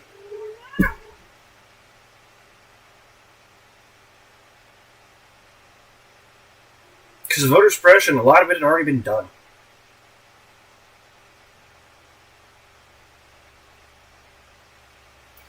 It's been being done for fucking years. Decades even, actually. Underneath our noses. And it's fucking pathetic. It's not anyone who's voting that's pathetic. It's the fact that they're doing this. Get all the legal documents so that they can vote and play Republicans at their own game. That last part was a curveball. I thought you were going to ask about how we can defeat stuff like that. So first, let's just identify what this bill is. And this actually was the topic of a local Republican town hall this past week, where someone stood up and said, this bill will disenfranchise about 69 million women. And part of the reason is it requires that your legal name on current voter IDs match your birth certificate about women who change their name upon marriage. Yep. Right? It's the most basic, again, this is the storytelling, but it's the most basic thing in the world. People intentionally change their name. Republicans say they support marriage, and yet they're going to penalize women did this. That's before a Robert versus a Bob, right? A middle initial versus a full middle name. Like, there's all these things that can happen that wouldn't have those two things match, and the vote is purged in that case. Purged, or they can't register. Uh-huh. So it's crazy, right? So it was interesting watching this Republican's reaction, because they were like, "I don't think that's what it does," and like, I'll take a look at it, but I don't think that's what it does. And I couldn't tell. Like, assuming good intentions, this person genuinely might not have known just the extremity of this bill that's being presented in a Republican caucus meeting and being like, "Oh, this is your standard voter ID bill," right? So that's another argument for showing up locally, right? If every Republican, I'm going to add in a second, Democratic politician fears people locally coming to them with this, even if it's one a day, right? That will stand out in their mind and really put the kibosh on some things. Why do I say that? So there was a bill at the end of the last Congress with a horribly wonky name, but some people called it the defund the philanthropies bill. And what the bill basically said was, if there's any entity that is accused of giving material support to terrorism, then the presidency can unilaterally defund them, take away their 501c3 status, which is basically their tax-exempt nonprofit status. Picture the NAACP. Picture just any philanthropy out there, right? Any charitable trust. So what does that mean? There's so many elements of that, but let's say the NAACP wrote a $5,000 small for them check to some student group, and that student group happened to be involved in one way or another with the protests that happened on college campuses last year. And one person at one of those protests held up some sign that was pro-Hamas or whatever else, and somebody accuses the NAACP, because of that series of events, to have given material support to terrorists. Now the NAACP loses the legal status, gets defunded. And it's not even, there's a due process, and they've been found that it's upon accusation, the executive branch can do that, right? That was moving through Congress last year when Democrats controlled the Senate and had enough numbers in the House. Every single House member for a couple stages of that bill who was a Democrat voted for it. And they voted for it because we were all so busy with the election that didn't quite make the cut of what we were engaging House Democrats. Jamie Raskin, a very good friend of mine, ours, collectively, he voted for it, right? Just not really knowing, it's just, the anti-terrorism bill, sure. After the election, we're in the lame duck Congress, and Mike Johnson's trying to ram it through the House, in part because he knew a Republican Senate was around the corner. He knew Chuck Schumer probably wouldn't bring it up last year. But he wanted to have such a big vote on that it would send a signal to the Mark Warners and other moderates of the world that, look at that, 150 Democrats in the House voted for it, this must be safe. And they wanted to pass it early this year to give Trump that power to defund everybody, right? Fortunately, there was a concerted week or so of citizen action. Everyday people calling Congress, philanthropies calling Congress and being like, what are you doing? And this almost never happens. Over 100 Democrats, or around 100 Democrats, flipped their vote from one week to the next and voted, yes one week and no the next week. And that pretty much sent a signal to Mike Johnson that, this is not going to be easy. And it sent a signal to Democrats in the Senate of, no. Like, if you actually still have a filibuster at your disposal, do not give the extra 10 votes or 7 votes to Republicans. So I share that fairly long story, just to let you know that some of these wonky things like the SAVE Act, we need to make sure that we bolster Democrats first, and that those who have Republican representatives Howard, you're so doing incredibly intelligent and inspiring. And we I love actually, you, I think, Justin. can put... I actually don't understand how intelligent I am. I don't. I mean, yeah. I understand having enough of a mind to question a law of relativity put in place set out by Einstein is nowhere near fucking common.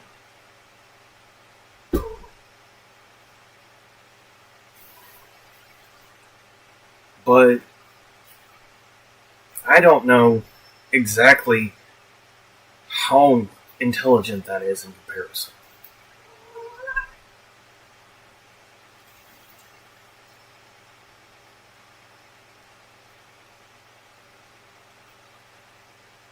I don't have the ability to make that comparison.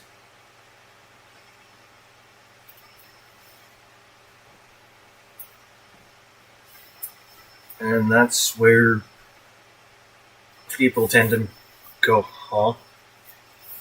How can you not tell exactly how smart you are or how intelligent you are? It's like, because it's not that simple.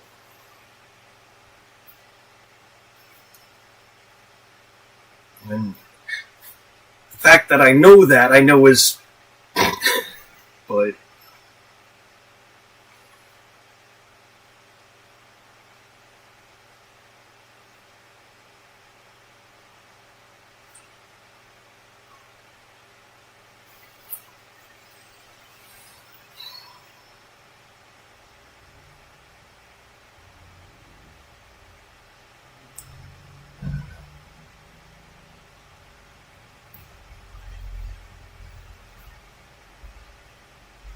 I know I'm intelligent, I don't know how intelligent I am.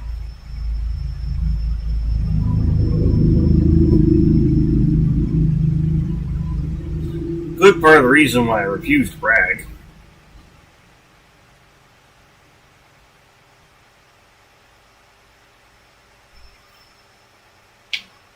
YouTube. Howard. Well, I think you are in my eyes. You're awesome. Thank you.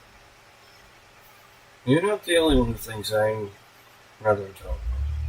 And like I said, I know I'm intelligent, I just don't know how intelligent. YouTube. Howard. Hi, Kitty.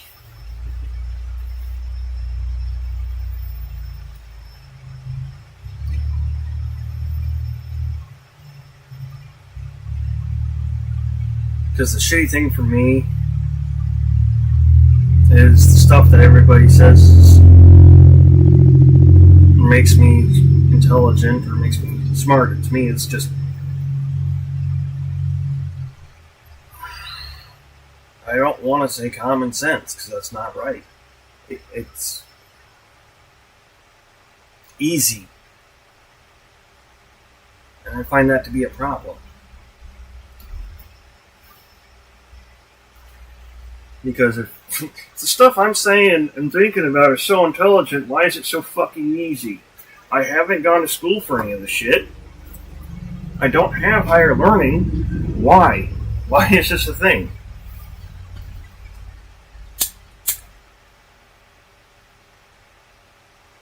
Why does this stuff feel like it's something everyone should know to me?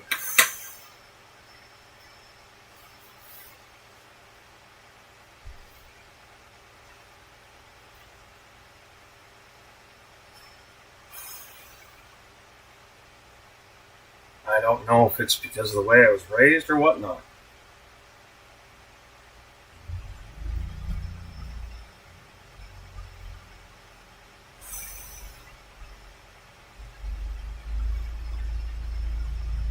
People sit here and say, YouTube. Howard. You're gifted. I'm not gifted, I'm learned. I'm studied.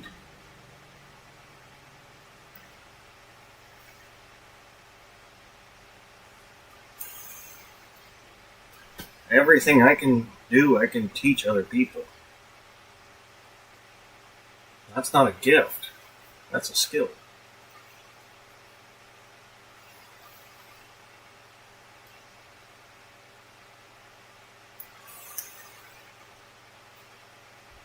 Can and have taught a few.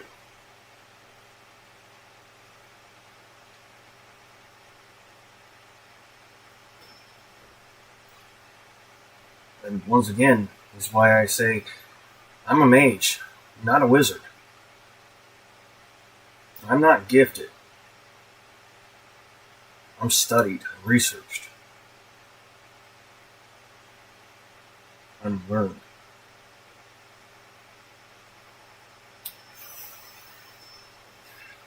And that's why I can never say that I'm a person of higher education, because I didn't take higher education. I graduated high school and said, fuck it. I'm not going to deal with that shit again.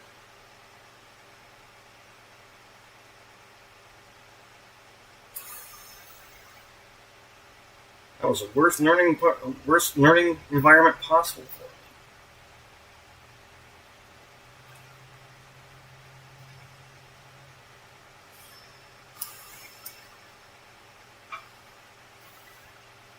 Honestly, the best way that I would be able to learn something and accelerate, advance, would be in a fucking science lab.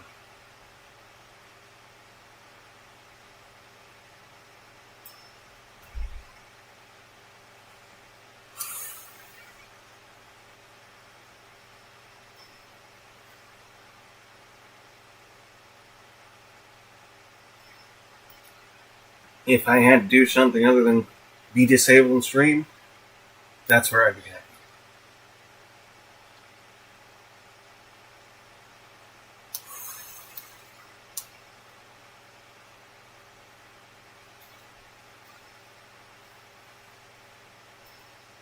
The kibosh on some of the more extreme versions of these bills. It actually gives credence to your earlier argument that we should name these bills. And if we had the George Floyd bill or the Breonna Taylor bill, for example, then it would put a face to it. So I'm now with you on that 100%. All right.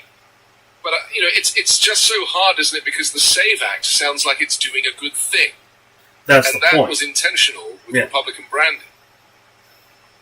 Yeah, it's fine. I mean, the good news is most people have not heard of this act. So, right, it's only an issue when people make a big deal of it. Yeah. And unlike Lake and Riley, where Republicans had an incentive to make a big deal of it, I actually don't think Republicans are going to prioritize pushing this one to the front of the line, given all the other stuff they're doing, right? So that means that we can actually define the user experience of members of Congress, Republican and Democrat, back home on this particular bill. That's my current theory of the case. We'll see. That's good to know, because my curveball, as you described it, is play Republicans at their own game and get everybody a passport and get everybody a birth certificate. And because, I suppose we should remember that Donald Trump does not have the mandate that he claims, that he won by 1.5 percentage points, that whatever you think of Kamala Harris, her campaign was pretty strong in order to there to be such a small margin, and it was voter suppression that pushed Trump over the line. Uh-huh. But there was also an awful lot of people that didn't vote, or whose votes weren't counted. Some are saying as high as 90 million. I think the number's nearer 60 or 70 million people that either didn't vote or whose vote wasn't counted. Those are the people that Democrats need to reach, in addition to the 70 million people that did vote for Kamala Harris, surely. Sure, absolutely. I mean, it gives Democrats a much greater majority than what we're currently looking at, where it's always neck and neck, I suppose. Yeah, I mean, the reason I was surprised by what I called the curveball was I completely agree with your premise here that we need to reach those people, in general, incentivize them to vote. I don't think that incentive should be, let Republicans build more barriers, and we're going to help them jump over those barriers. It's more, the current system is a barrier enough, clearly. We need to do more to reach these people, make sure government's relevant to their lives. I'm really intrigued, just to put this on your radar. I know we're running out of time, but there's a theory of the case of, one way of... One of those people is actually listening to you.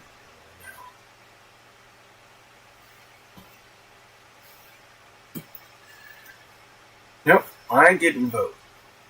I didn't vote because I know. It doesn't fucking matter.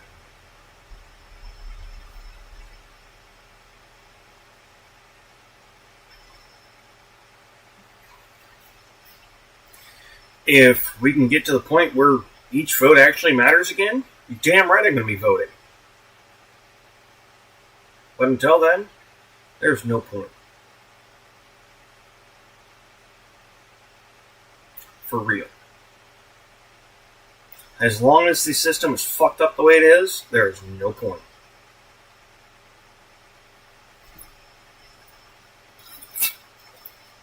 As long as the abuse in our voting system keeps happening, there's no point. And it's fucking stupid.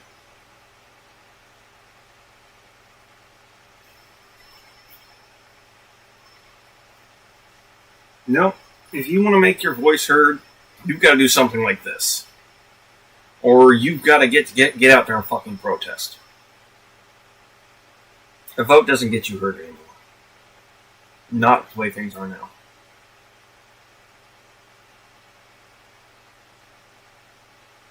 Not when a business owner has multiple votes, because each business that makes over a certain amount gets to be considered as a human and gets a vote. I don't agree with that. Not even close.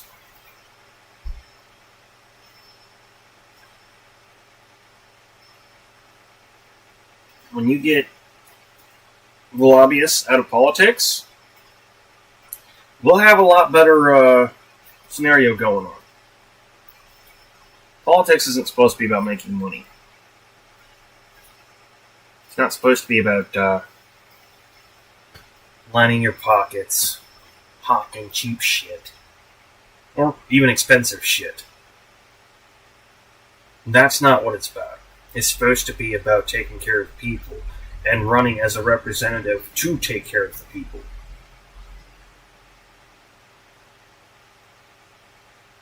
Personally, I still feel that government positions of that high up shouldn't be paid. They should be volunteer.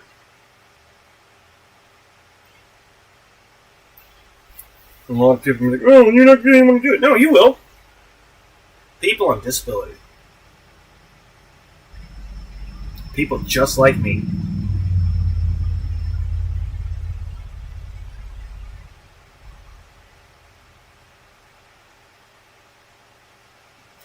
I could be doing my thing and helping y'all.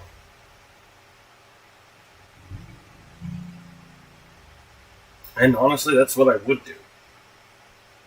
Because I help y'all, I help myself too. Even if I don't ever get paid from doing it, I end up helping myself too. Make my community better. I make people's lives better around in my community. Sure, it made my life a little bit better. That would end up happening as a result. But I ain't worried about me. I couldn't give a fuck.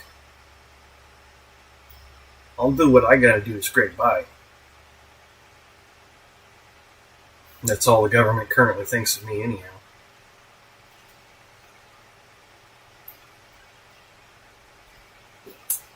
I'm not even worth enough to be given the money to live on.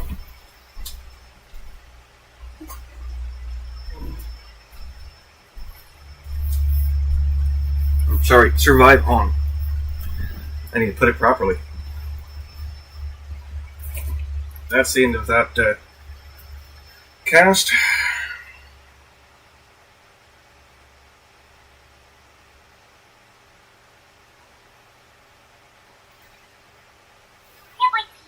Liberty Mutual is all she talks about since we saved hundreds by bundling our home and auto insurance.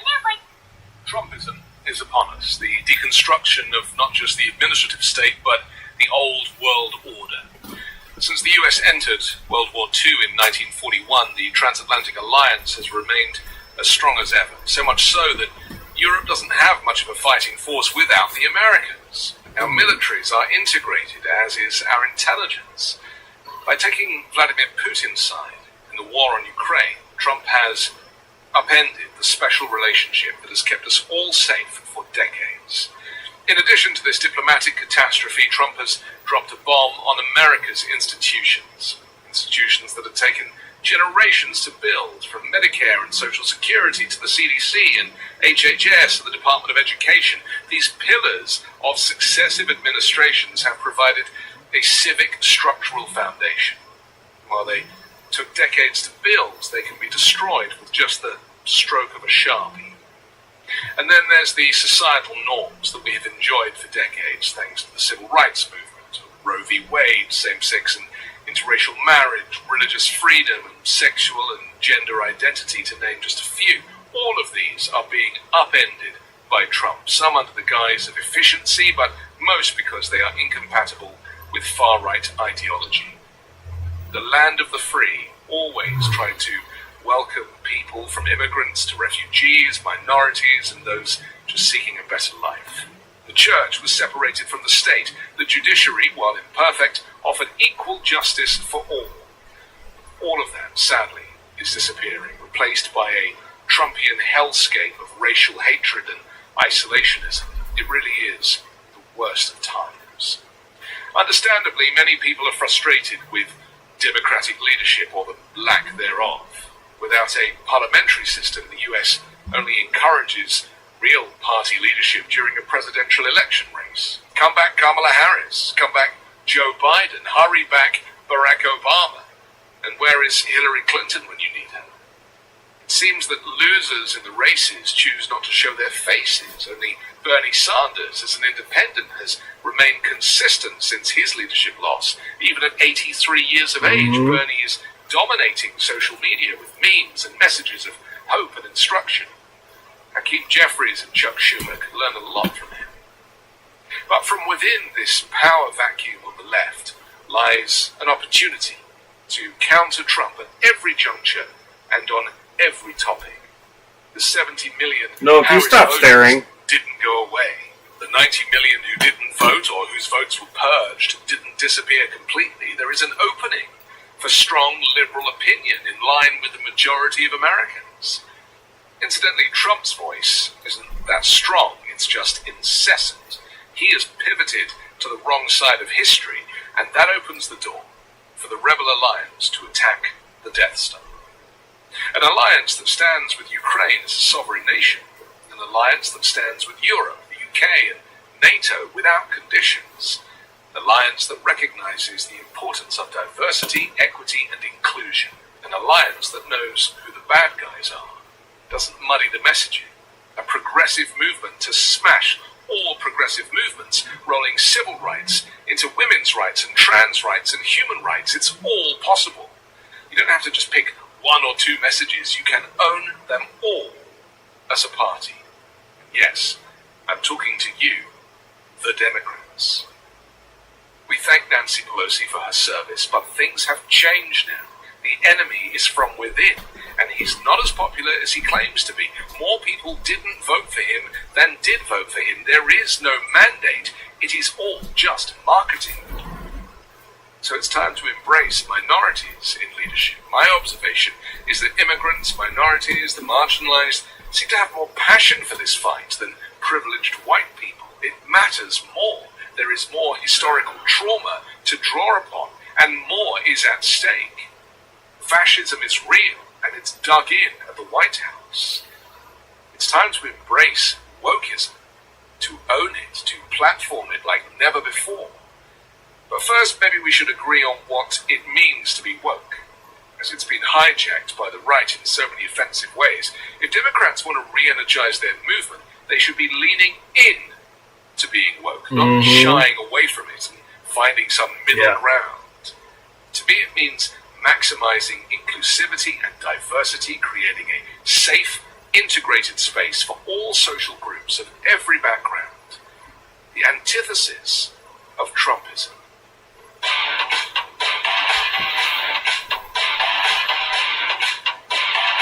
Trumpism.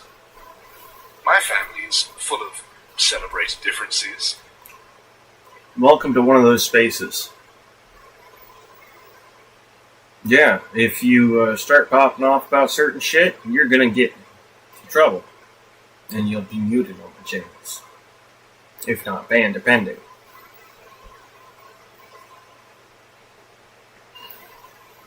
Otherwise, I don't care how you voted. If you can behave yourself, if you can have some respect for people around you, you're welcome here. But while you're here, you will learn shit that you didn't realize. You're probably going to learn shit you didn't want to learn. That bit, the last one, not wanting to learn it, that I'll apologize for. The fact that you need to, I won't.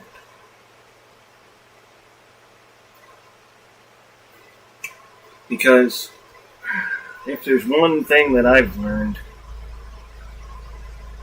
I may not be able to do a whole hell of a lot physically, and may not be good for a workplace, but I can certainly teach people. I can certainly break things down so you can understand it. And I'm not above you to do so. I am not better than you. I am not elite or anything like that. I live in a fucking RV on disability.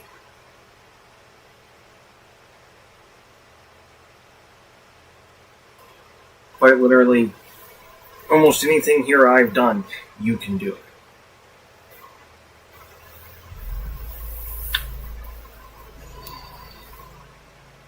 And you can probably do it better to some extent. You probably wouldn't be doing it from an RV. Barely survived.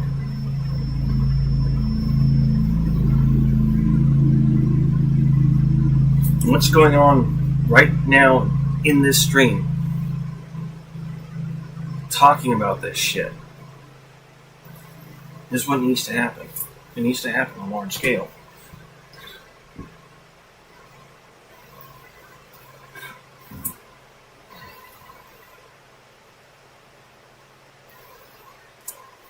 I won't pay Elon Musk for X, so I won't go live there. I can go live on TikTok anytime. You guys on YouTube, I have to thank for that. My YouTube followers. The 1,393, was it? Or 396? I can't quite remember at the moment. Y'all are the reason why I got access to TikTok Studio and everything. You guys following is what made that happen. And I've got people on TikTok asking me, how do you have access to Live Studio? You don't even have 100 followers on here. It's like, you're right, I don't have 100 followers on here.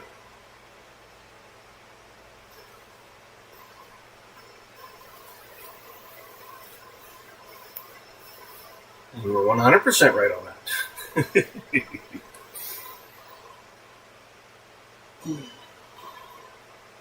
And honestly, I might start moving these over to TikTok. I haven't really decided yet.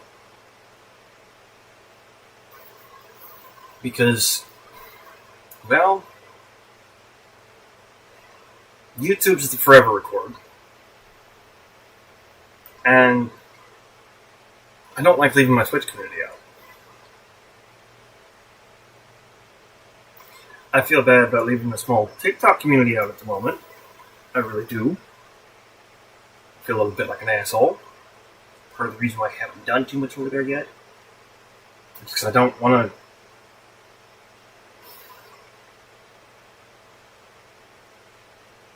I don't want to get a big following and not be able to keep up over there. And as I've said before, I don't do editing. That's not me. I've edited some videos in the past in the form of cutting bits out and making clips. That's it.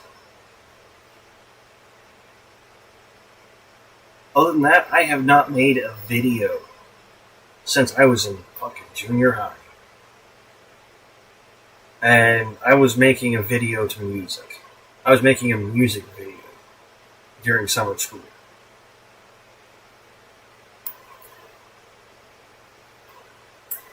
The song I happened to choose was Pass It On Down by Alabama.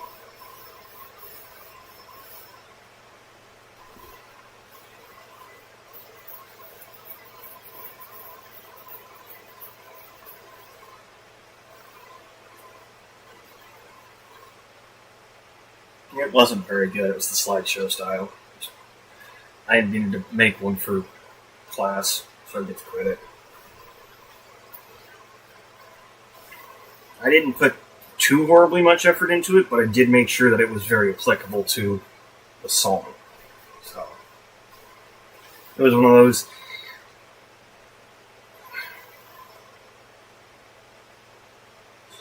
You know, I wonder. I might have to look that up.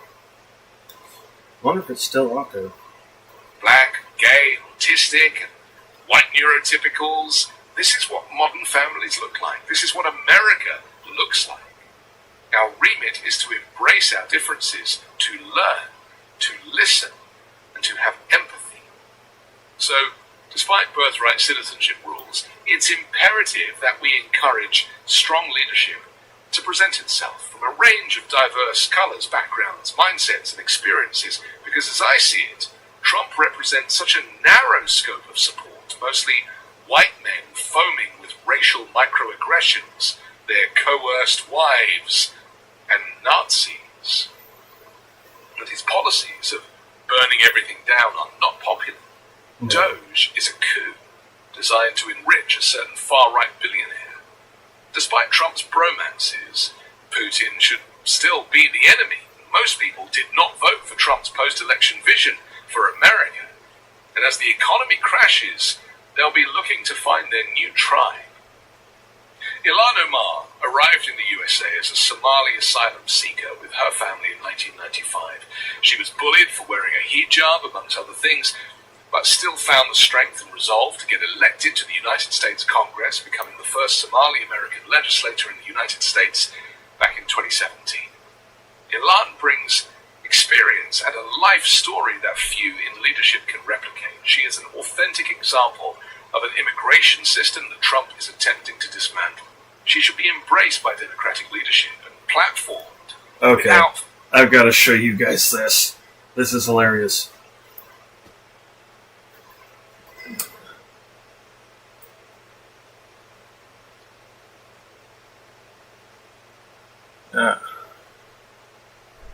Be a respectful citizen.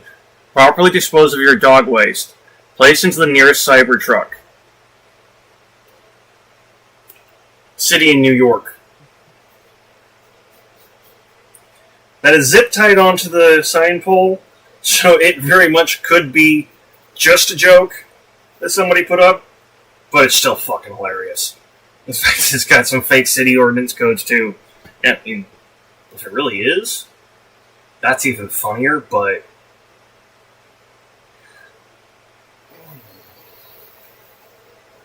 I don't know. I would have said something like, leave it to your nearest Tesla dealership.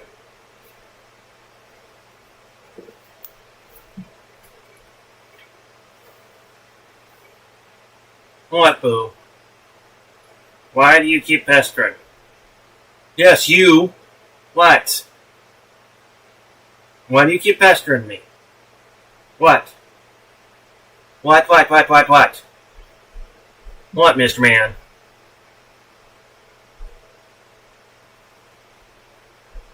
What? What, Boo-Boo? What? What? What's up?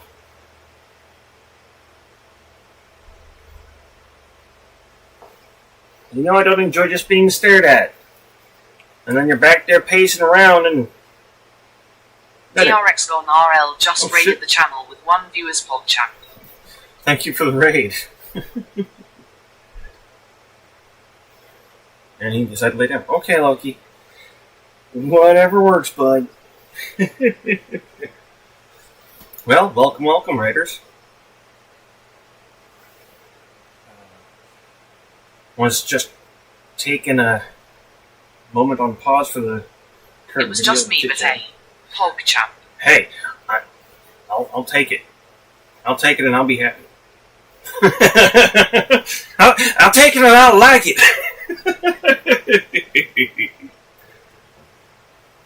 For real. Thank you for stopping in and the raid. Even if it is just you. It doesn't bother me one bit. I still appreciate it.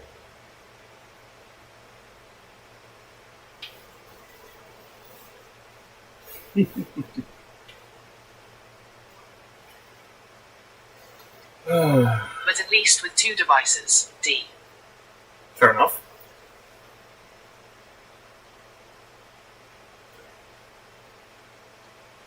I didn't snooze it. Did you snooze it?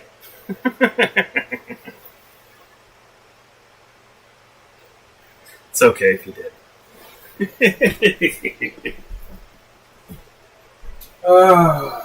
How you doing, ma'am?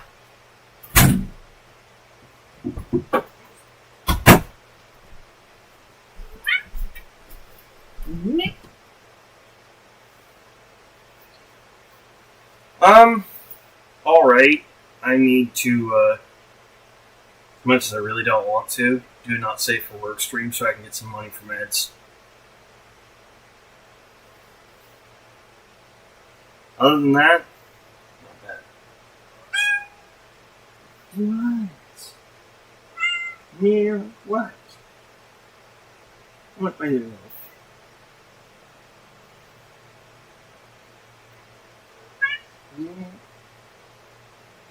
Oh, baby. What? No. Okay. Okay. Oh, young lady.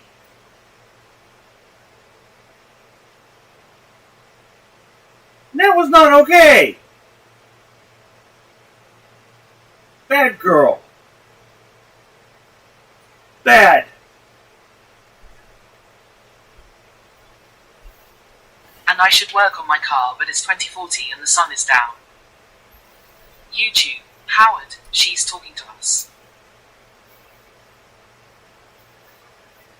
She was. You little monster.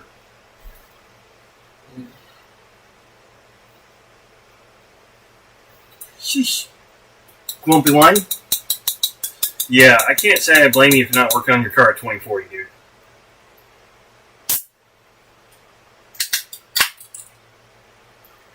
Could be a little hard to see.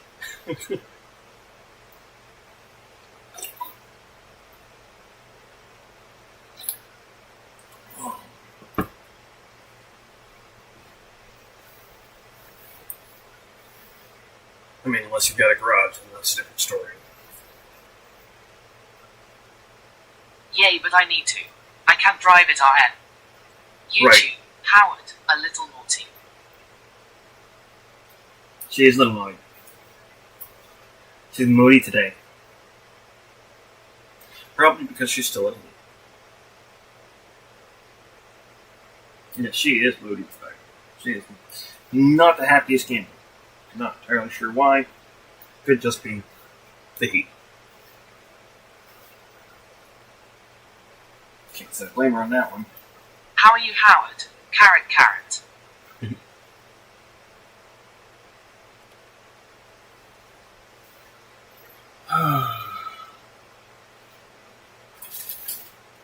Carrot, carrot, carrot, carrot, carrot, carrot, carrot, carrot, carrot, carrot, carrot, carrot, carrot, carrot, carrot, carrot, carrot, carrot, carrot, carrot.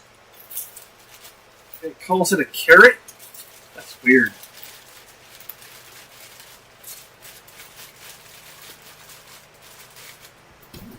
You're okay. No, you're alright. YouTube. Howard, I'm good, how about you?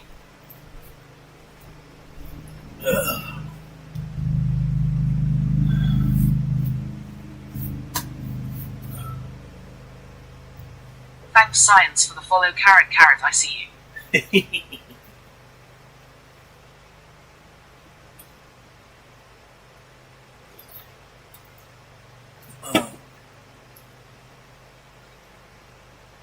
So, yeah, I'm just doing the morning news shit. I could be better, but thanks for asking.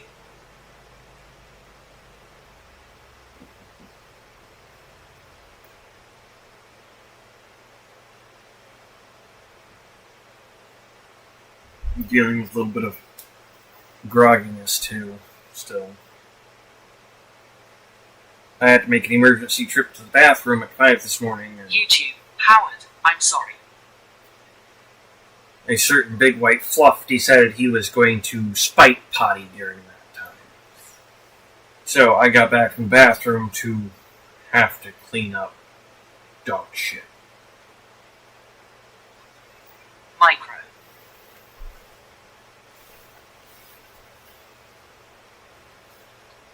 Yeehaw.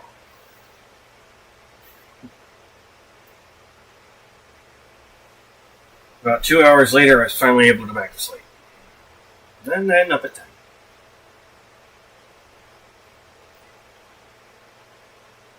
Slept through Dad coming by, dropping off packed cigarettes.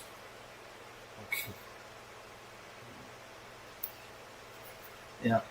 YouTube, Howard Loops. This has been the best part of my day so far. Cigarettes, Monster, and chit-chat with John. Fuck the news part. That one, yeah.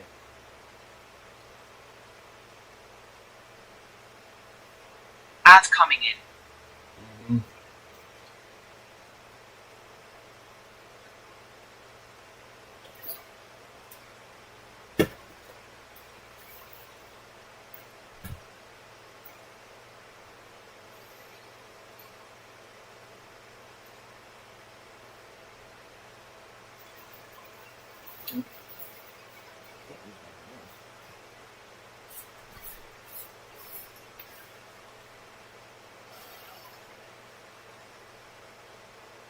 Or not. Huh. Weird. YouTube, Howard, mine to my lovely friend.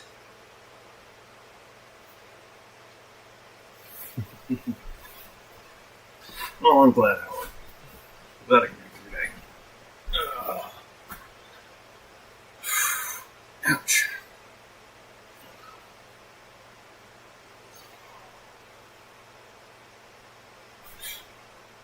It says we're in the ad break.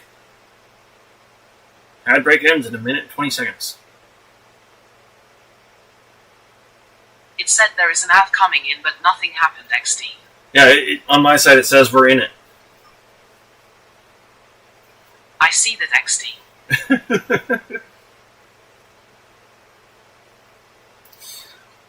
So do you typically have ads over here on my channel?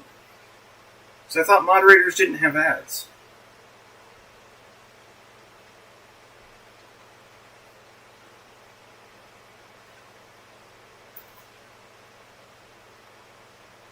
Mods have ads as well. Okay. That's kind of ridiculous. Just saying.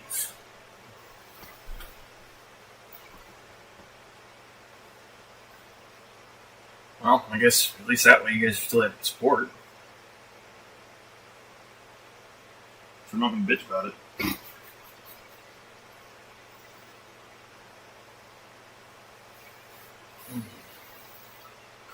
Woohoo! We're almost back from the ad break!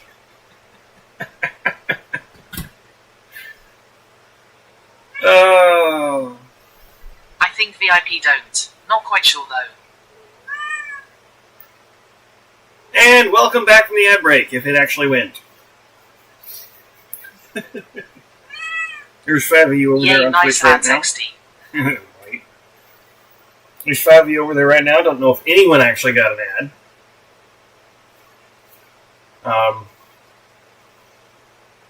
You don't have to tell me if you didn't, honestly. You don't have to say a damn thing. If you want to keep lurking, keep lurking.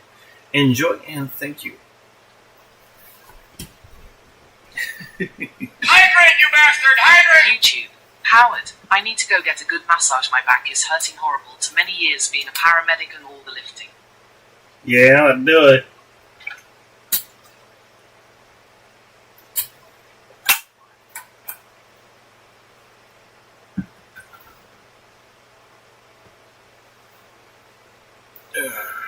Alright. Fear. The squad was initially composed of 4 members elected in the 2018 United States House of Representatives elections. Alexandria Ocasio-Cortez, New York, Ilhan Omar of Same Minnesota, for me. Ayana I live in a Presley of warehouse and Massachusetts, heavy and Rashida shit. Tlaib of Michigan. Initially, these individuals were sidelined by the Democratic Party into... I hope you guys do get a chance to get those massages before too long. Someone who really can't do it very much, needle gel it as much as I can be. Those who know me well enough know that they don't actually experience jealousy in the same way as most people. YouTube, Howard, sucks the big one.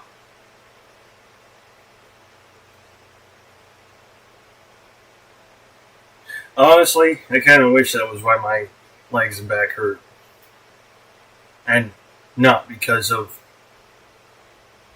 dumb shit in my younger days.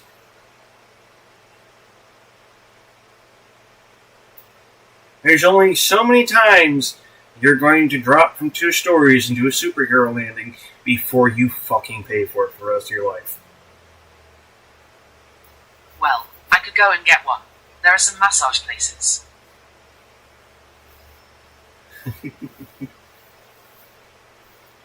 When you do, enjoy. For me.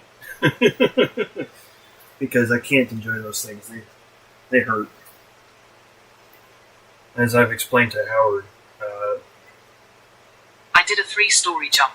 Fucking hurt XD.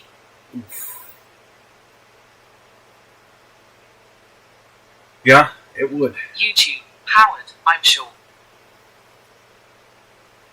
It would. I know the last time that YouTube, Oracle, the thunderous flapping of wings is heard in the distance as a large shadow appears overhead. The Oracle has arrived on the wings of a purple dragon. How's the all-knowing mage? But I did it to run away from police. YouTube, Howard, Justin, you are the best. All-knowing? Oracle? I think you misunderstand my abilities. Believe me, I've tried to get him on massage table.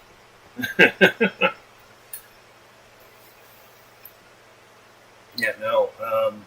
The best things that I can do for my back and my legs and whatnot, really the best thing I can do, go up to a fucking nightclub that's thumping out the tunes and get my spine between the wall and the trim of the outer door and let the vibration from the fucking sound system do the work.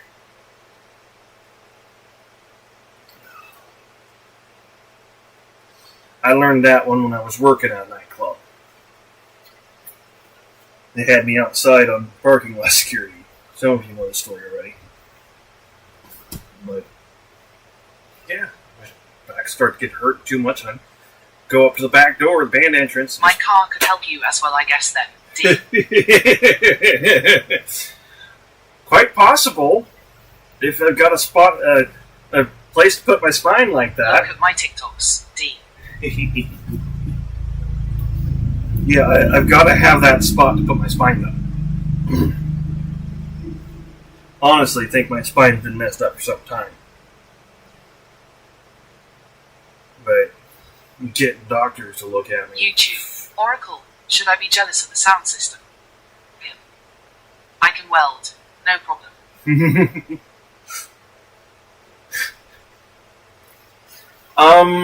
Possibly, Oracle.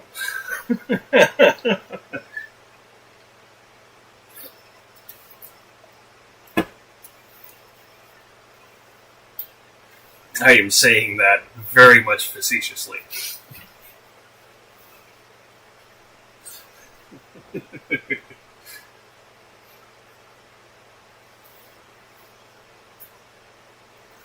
I've seen how Dragon likes to drift. No, it's nothing big, but soon the whole trunk is gonna be the subwoofer XD. Big does not equate to power. YouTube, Oracle, LMAO Dick. LMAO.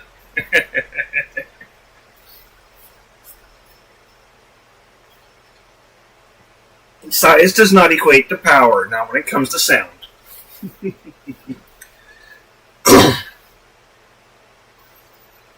As a matter of fact, I can make any of my cell phones louder than any radio.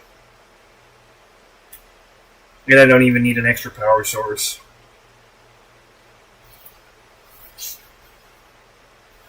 Trust me, it will have power. D. It's already got a decent amount of power, from what I've heard. The video you sent me?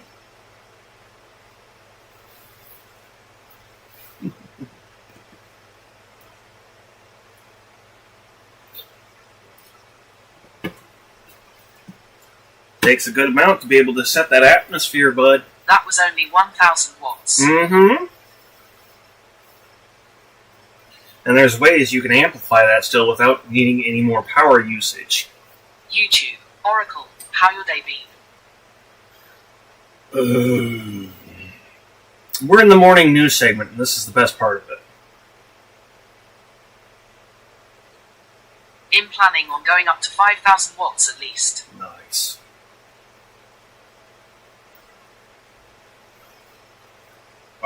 One suggestion I will make, if you want to get a cleaner, more, what's the word? Projected sound out of it, take your speakers and put them into a box where your speaker's facing the backside of that box. And the backside of the speaker is facing out.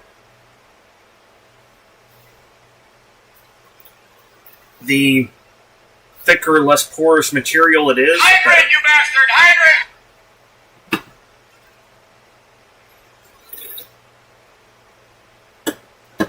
I'm out of water right now. I'm not going to get up to fill it.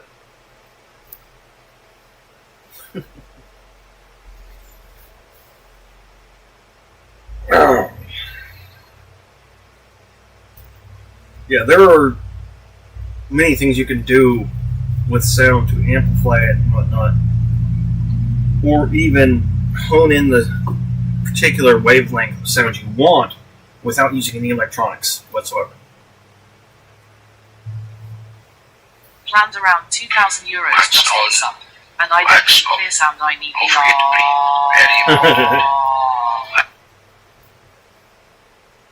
I don't have wax right now. And I've got one more toke session in my freaking pipe, and then I'm out. I'm sorry, but I'm going to have to wait.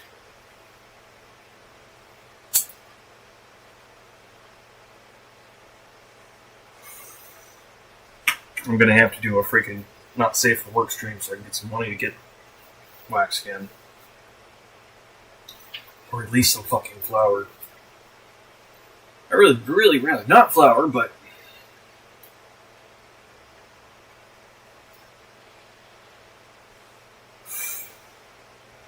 Well, able to afford it. Oracle, come on over. I'll swap ya. Why does Science do and that. Omen have a channel thing, but I don't? Sad face. Because I haven't figured out which one to use for you for your entry yet. Ooh. Well, I didn't. Now I do.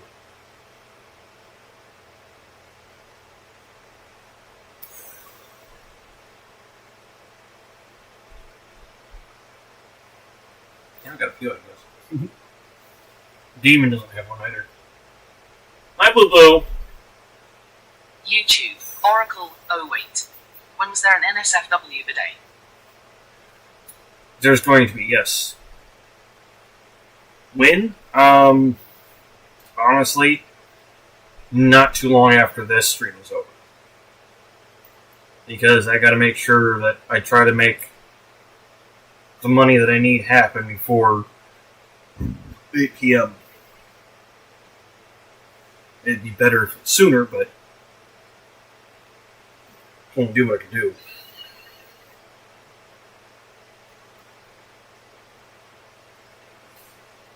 Yeah, the pot shop closes YouTube, today. Oracle, I don't either have a special intro LMAO. You can't have a special intro on YouTube. So of course you don't have one on YouTube.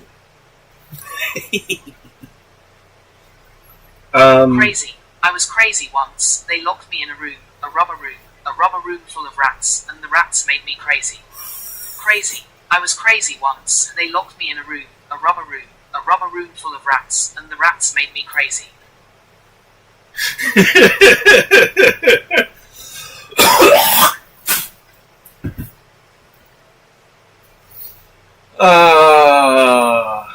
Did that break DTS, or did it go all the way through it? I think it broke DTS. It broke TTS. Oh, shit.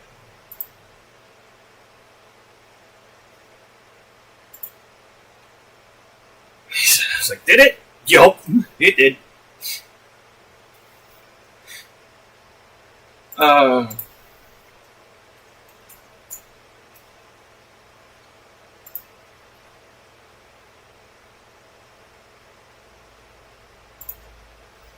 UK English female does not have a name.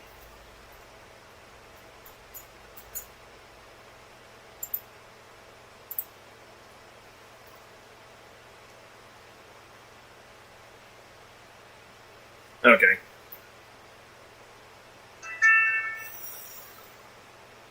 Now do I get special intro cause him special LMAO? My moderators have a special intro as a way to tell me when they're here.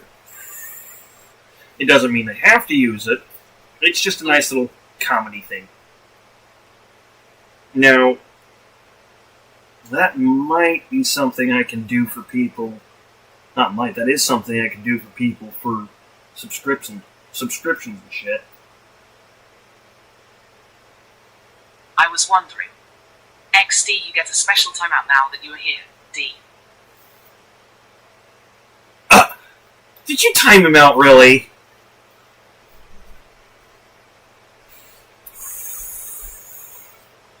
No, not yet. What, Bobo? LMAO, fine, him going to the corner, but I need a few spankings first, LMAO. Water. You want some more? I need to get you some more water, buddy. I am not providing those spankings. I can help winking face. Get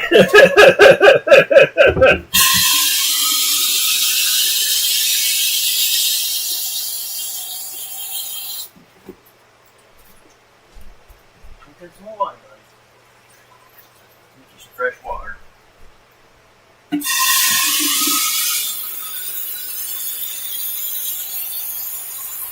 As I've said, I may not like him right now, but I still love Brett. Dude, you're my best friend, Elmau. Bonus points to you, lol. But I got some power. Be ready, winking face.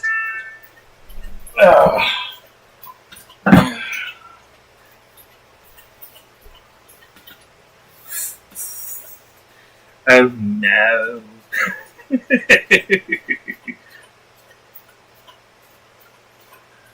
Oh.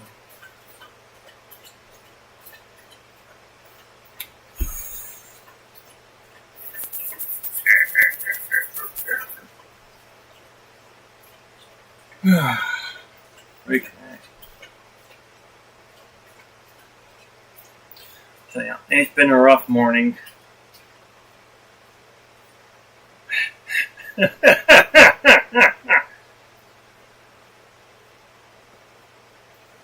5 o'clock, I woke up, had to make an emergency trip to the bathroom. Mage, you don't know what Pandora's box he opened. Do I?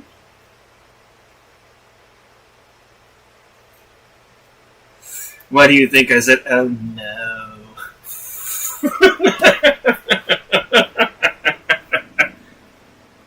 My messages got deleted. Are you sure it's he who doesn't I played understand? Love Isaac. I know what I opened XD.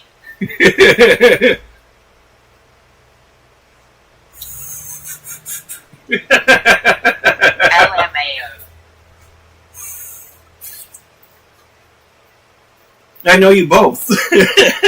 That's why I said, oh no. I think somebody's trying to say it's time for him to go out. So I need to take him out.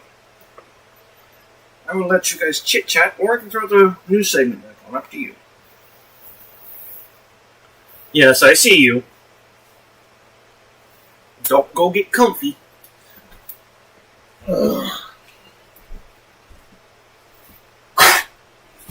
Easy, bud. I know what we are gonna do.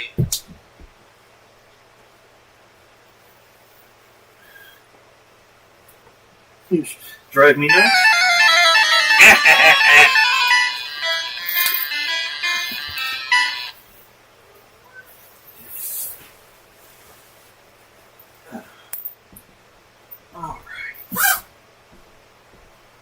because I don't want you to get a spike. No! No! You don't push past. You know better.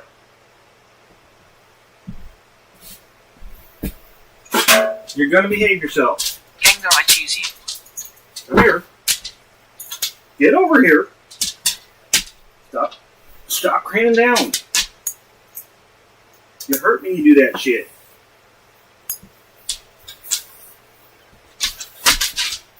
Maybe you should try telling me sooner, instead of being an ass and waiting till the last fucking second, dude.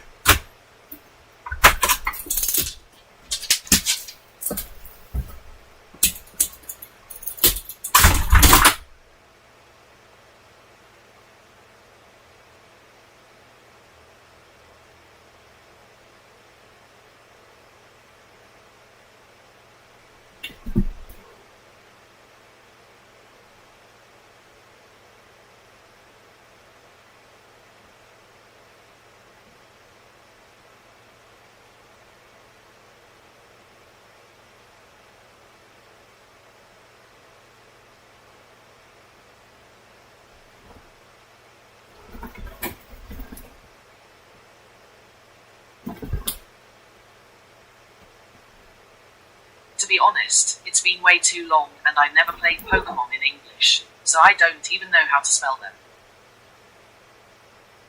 DRXGon, you made my day.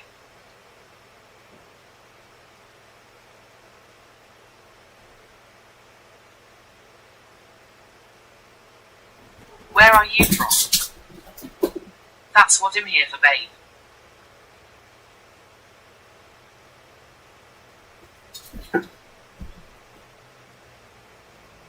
I'm from Germany, carrot.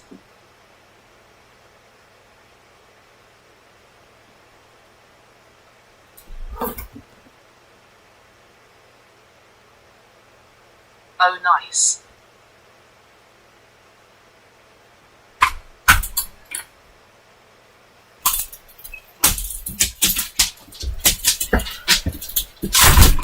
Kitty going wild.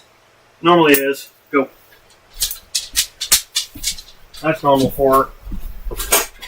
I gotta run that garbage down real quick.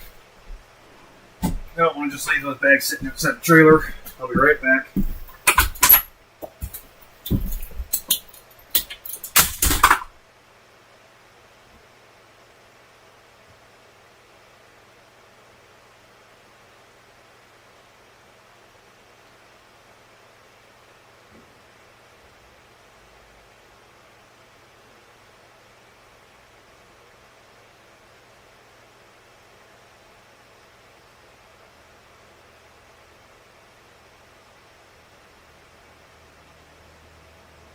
And by the way, I stream too, but only on Twitch winking face.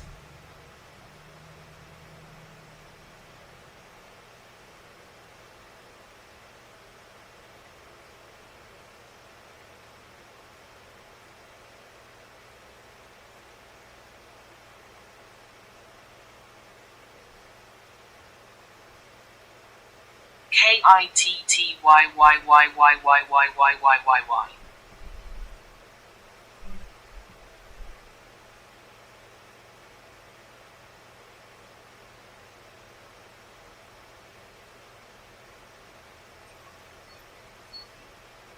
PST.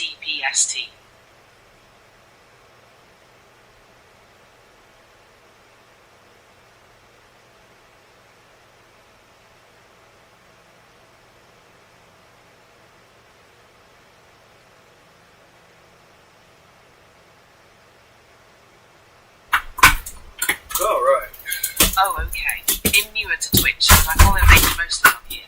I came across him on YouTube a while back. Whew.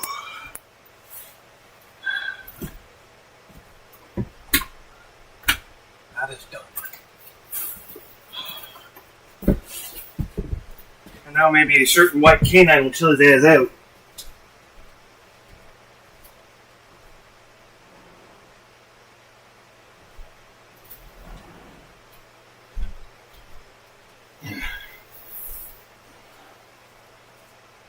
I just hit follow. I will check your stream out sometime, smiley face. Oh, thank you. Love the fact you got that follow done for him.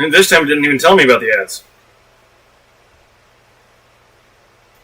Now I'm starting to have the issues other streamers were having. Little shit sank her claw right in my upper arm. You can't see that in that spot. Kind of good, because if it came in too clearly, YouTube would, ew, there's blood! No, there's not blood.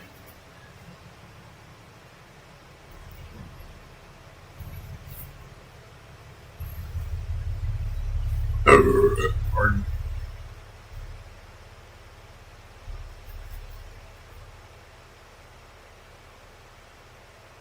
It didn't warn me on my side. We are in the outbreak. 3.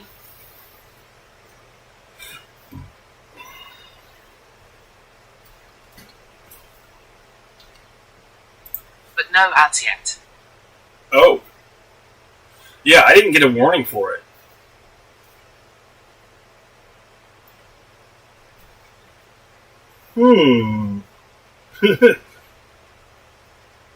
I did though.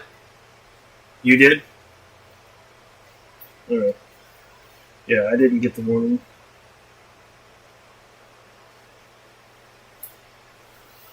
No ads yet for MW. Alright, then probably not going to be. I've been hearing rumor that the ads have been being funky. Me asterisk. I knew what you meant.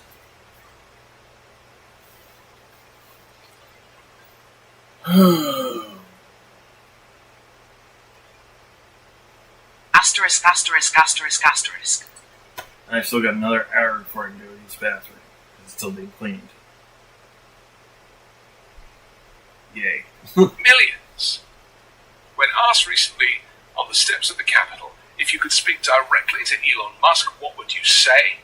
Crockett responded, "Fuck off." I like it. I'm Anthony Davis. You can find me on the 5-Minute News YouTube channel and podcast. On Asterisk carrot, asterisk carrot, asterisk carrot, asterisk carrot, asterisk carrot, asterisk. Okay, what about them? What are they going to do? Who are they fighting?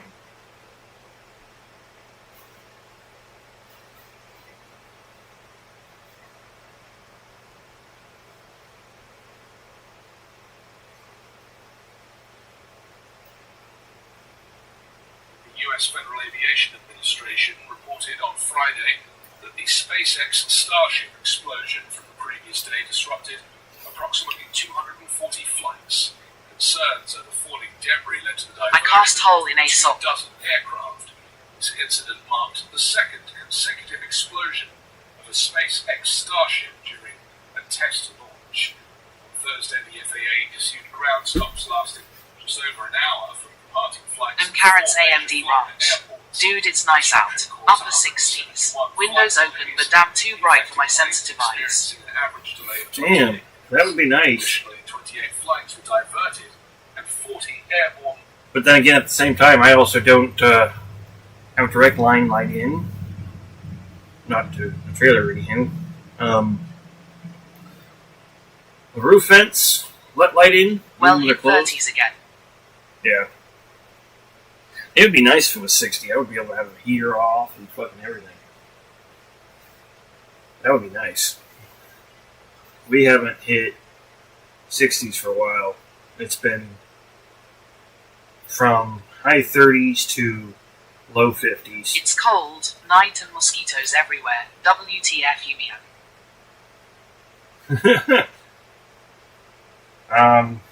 Mosquitoes are kind of par for the course for us. Everything hullol, wink wink.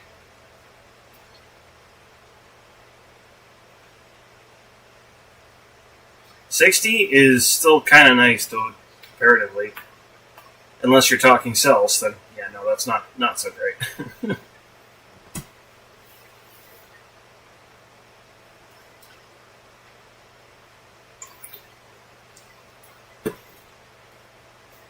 I would have to remember the conversion. I'm still bad about that. I'm not gonna lie. I mean, I wouldn't mind a suck, but mosquitoes can suck someone else XD. Fair enough.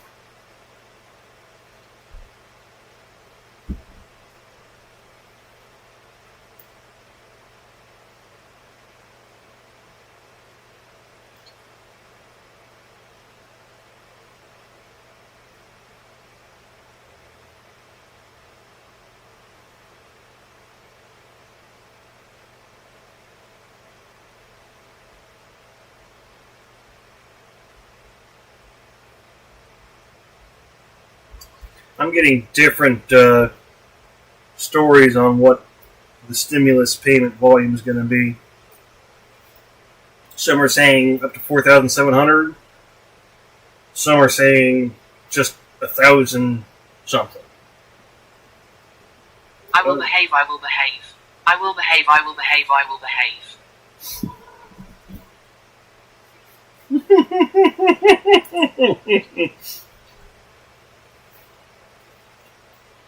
One way or the other, doesn't matter what volume I end Not up with getting. me around XD.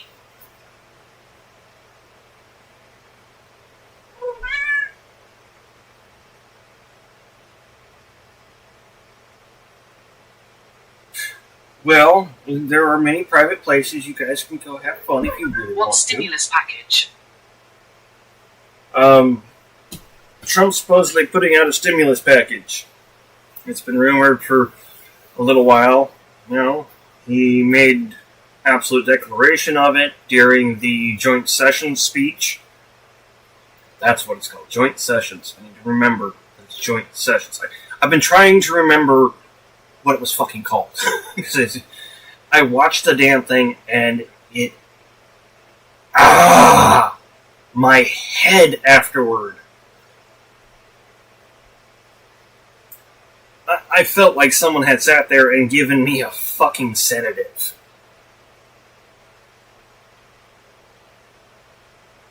My head was foggy and just felt like shit.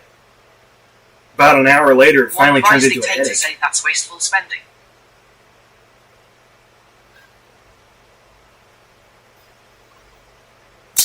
That you would think would be a thing, but there's one problem with that. It's not wasteful spending if it leads to benefiting them and having more ability to do what they want without being hindered. That is definitely something I have noticed them taking quite a bit of work to do. And that also kind of explains why he took so long to announce that he was going to for sure be doing it. At least that's kind of what I'm seeing spelling out.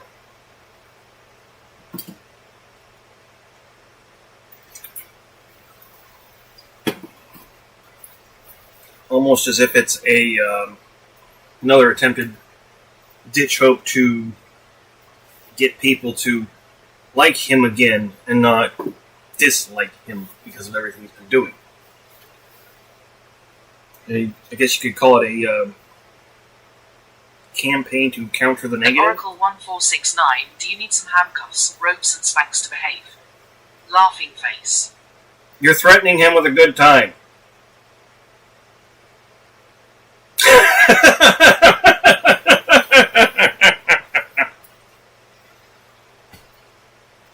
Thank you, Mage. Lemfow.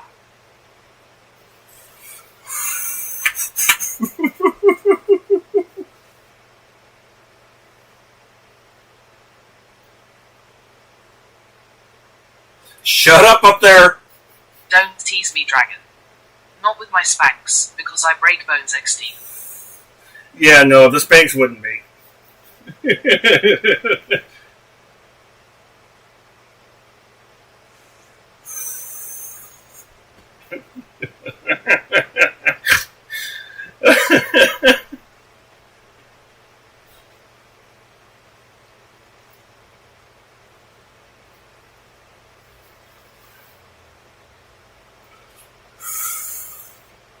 And of course, Zuko's in the back of my head, popping off. It's like, shut up! You think the cat's in heat? Geez, LMAO. I don't think I know.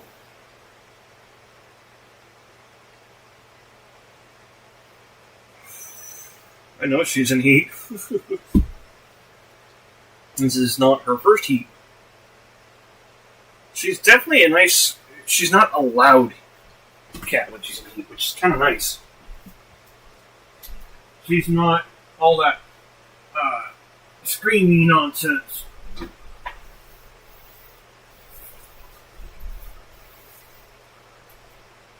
Still talkative as hell, but she doesn't scream or yowl. which is nice. I have had to deal with that. As a matter of fact, her aunt, or great aunt, one of the two, I think it's great aunt, was also one of my kitties. I had to leave her behind with my ex. I had no way to get her out to PA.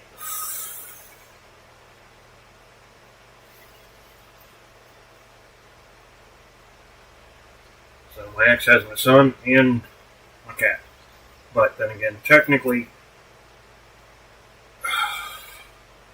she ended up choosing my ex. And for the longest time, my ex was like, "She's your cat. Why did she come to me?" It's like, well, you do kind of sit there and get her off when she's in heat.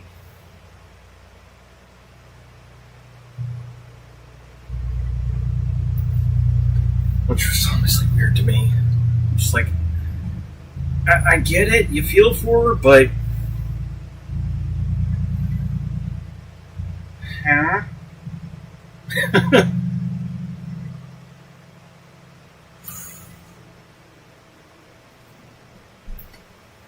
I mean, I fucking felt for her too, because I got it. I understand. It's not like I sit here and get laid all the time.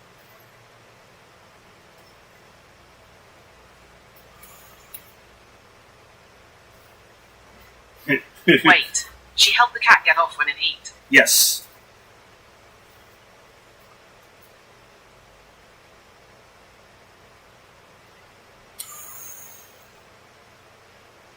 Yeah.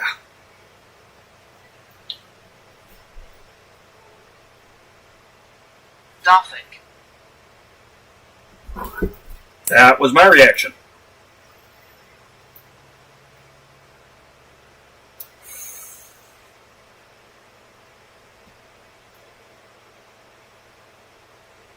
What the fuck?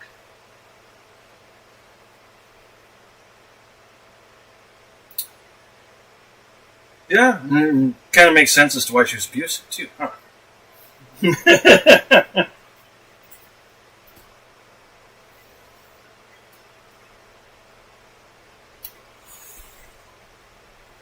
But that's also part of the reason why I've got to get shit set up so I can get my son. Get him out of there.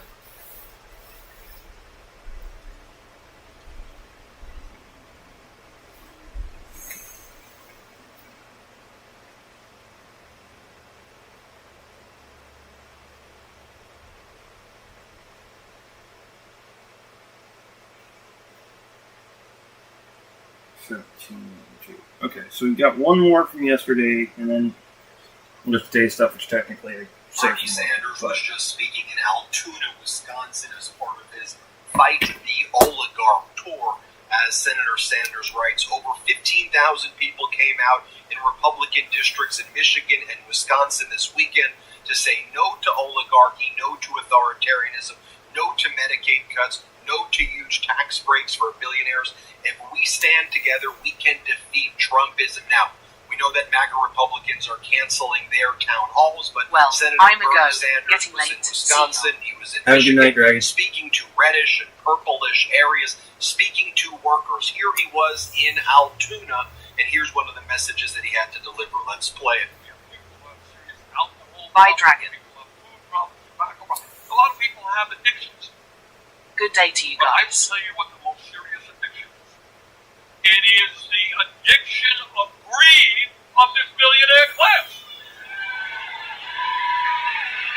Well said, Bernie. Have naughty dreams of me.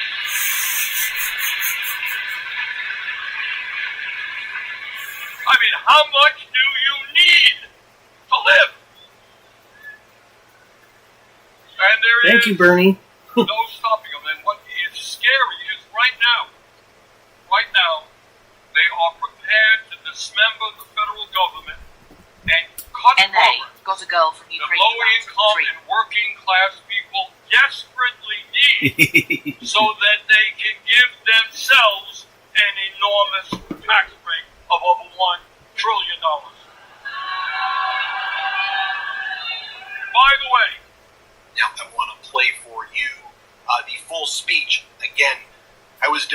if I should clip it up for you, but this speech is just too powerful. You have to watch the whole thing, and you have to share it with Young people. lady, I you're think only going to Senator get that if you Sanders be bad. is meeting the moment right now. Watch this full Fresh speech, meat too. share it with Only everybody 19. you know. Anyway, and I want to see talk why to you about it after it's done. Let's play Later. the speech. Thank you, Altoona. Dragon. This is an unbelievable turnout, and I want to thank all of you for being here this afternoon. I want to thank Altoona High School, Lisa Music, Joanna and Cindy and Bill for their wonderful remarks.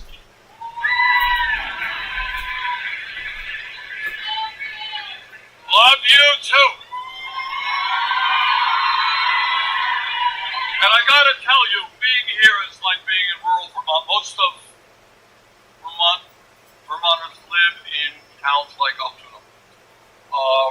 I would say well over half of the people in Vermont live in towns of 500 or less. So in fact, Altoona would be one of the largest cities in the state of Vermont. That's true. So why was I in Kenosha last night? We had a great turnout. Why am I here? This afternoon, why am I heading to Warren, Michigan? I'm trying to make sure they get some more back there for you. And the answer is that we have some serious problems in this country, and together we're going to address them.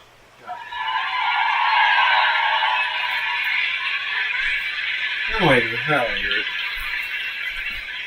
And given what is going on in You Washington keep it up, you right won't get now, trade places. how we respond to this moment, things are going on literally every day. Pick up the paper, something new is happening. How we respond together to this moment will impact not only our lives, but our Oh, kids' come here. lives Come here. and the future of this planet. So what we are doing right now is making it clear here in Altoona and all over this country that the American people, and I believe this, people who are conservative, progressive, moderate, independent, Republican, Democrat, the American people do not want a handful of billionaires to be running our government. Hell no.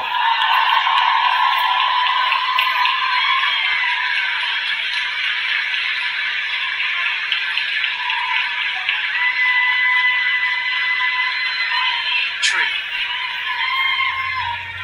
And the American people want a president and an administration that respects the Constitution. Trust. Yeah. Big deal. And does not move us toward an authoritarian form of society. You know, I gotta tell you, in Vermont, I don't know how you do it here in Wisconsin, but in Vermont, They're trying to wipe out middle we have and lower town class. meetings all over the state. Small towns have meetings that they argue about. Yes. Yes, they are. And not by elevating them, but by making them all lower class. And it's horribly visible. As long as you're willing to look. And that's part of the reason why I'm so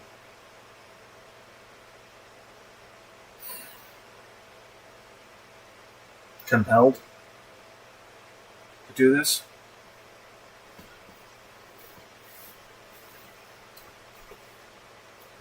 Because it's not about me. It's not. Yeah, I'm suffering, gonna suffer too, and I am suffering. But fuck me. If y'all ain't doing good, I'm not gonna do good. I'm on the fucking bottom of the totem pole. In a fucking trickle-up system? Yeah, someone like me needs to be fucking talking.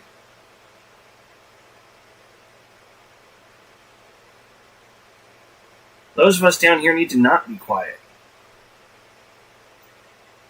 We need to make sure our voices are heard, and we need to speak out.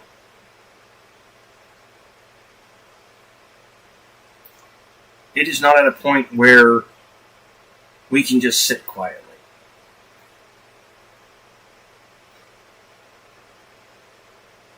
I don't have the ability to get down to any protests, so this is as close as I get. Yeah, not rich. I get by. Exactly.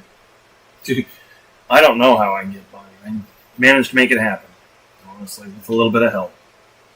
If not for that, I'd be fucking screwed. Even with disability. And that's a big thing a lot of people don't realize is disability.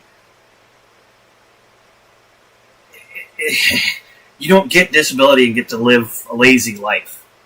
It doesn't work that way. As a matter of fact, you end up having to penny pinch like a motherfucker just so that way you have what you need. If you're lucky enough to get on housing, it takes a big burden off of you. Not everybody can get on housing. Like I myself, I use Green medically. That disbars me from getting on housing. Because housing is a federal program. And weed is still federally illegal.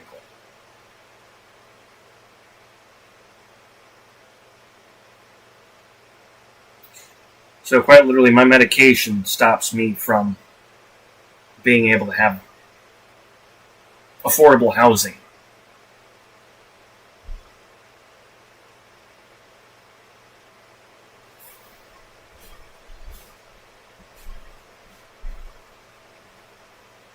Even if I had a fucking green card. Housing? Nope. As a matter of fact, if you have your green card, they deny it right away. You won't even get the chance.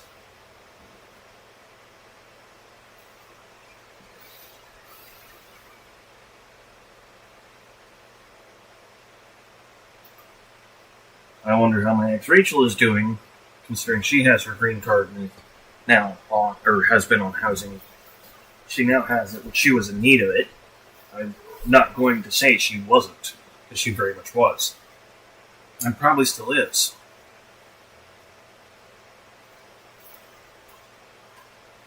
But that shouldn't be something that disqualifies you from being able to have affordable housing. I'm sorry. We have learned better than that. By continuing to leave this barrier in place, you were, well, disenfranchising a lot of people.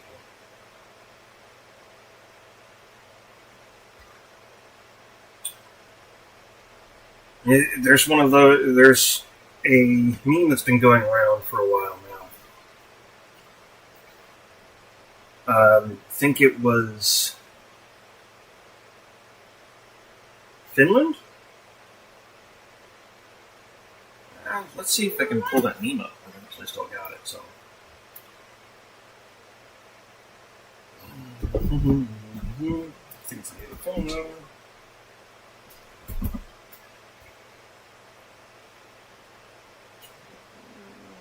Nope, there it is. Oh, yeah, Finland. Finland ended homeless by providing a small apartment and counseling with no preconditions.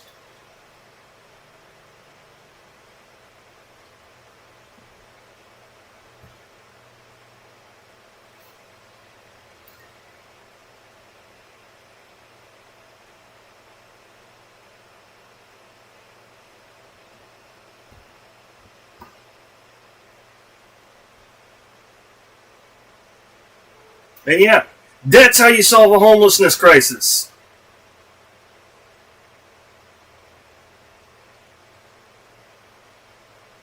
That's how you make sure your fucking people don't spiral into hell.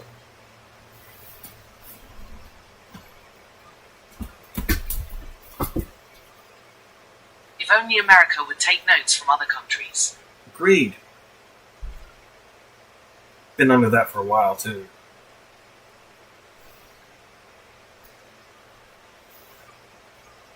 Ever since we started talking about universal healthcare, it's been like, duh.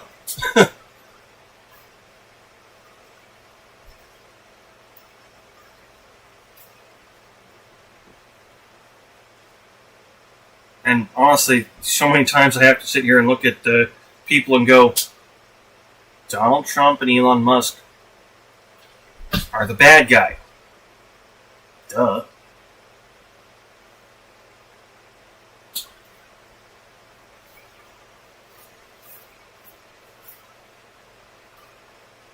Because that's really what it is. It comes down to a duh moment.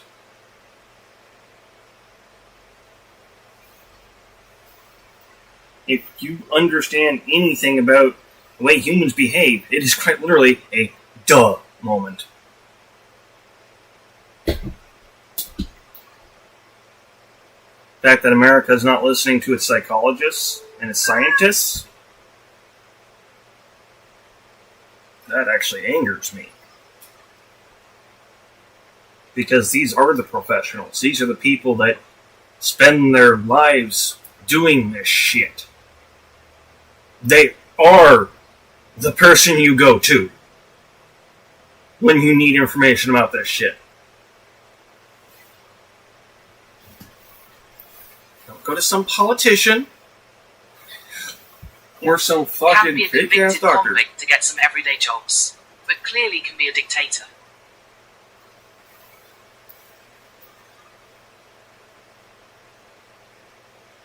Yeah.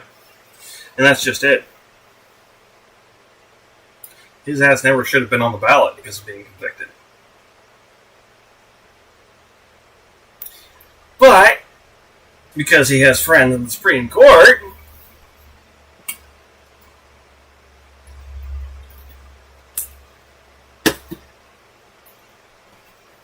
and I still absolutely hate that I saw this shit coming.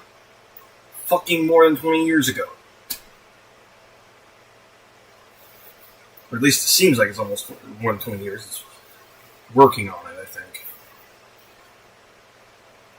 I don't remember exactly when that fucking second episode of The Apprentice aired. I should probably check it,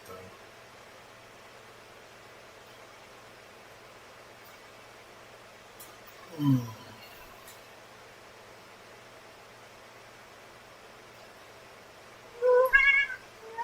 When did the second episode of The Apprentice air in the United States West Coast?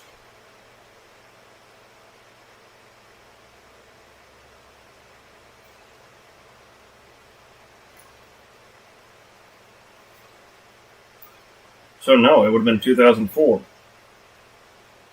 So yeah, it has been over 20 years.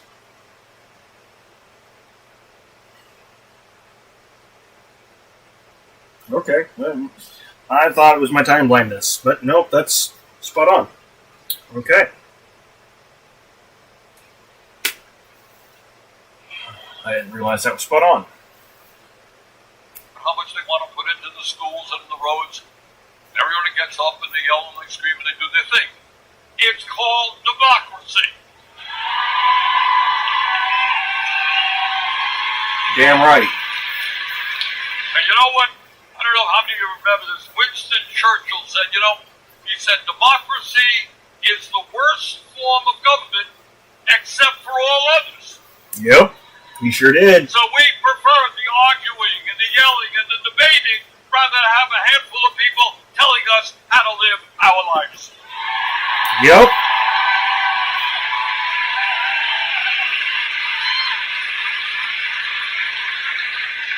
And I've been I just thinking don't about see how something people can see lately. what's going on and see how people are fearful. They see how people are fearful. They don't care. They think it's what they were voting for. The people that follow Trump have such a grievance with the world that they were needing someone to blame, and Trump gave them someone to blame. Was it the right person? No. Because the right person to blame would have been Trump and those like him. But Trump has them so convinced that the government is the one attacking them, but they're not willing to look through it. Did you go to an ad?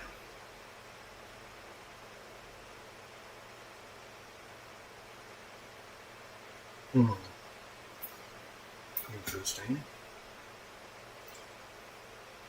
I'm going to guess you didn't, or you did, one or two. Just wait till Dictator Trump affects them negatively. He already has.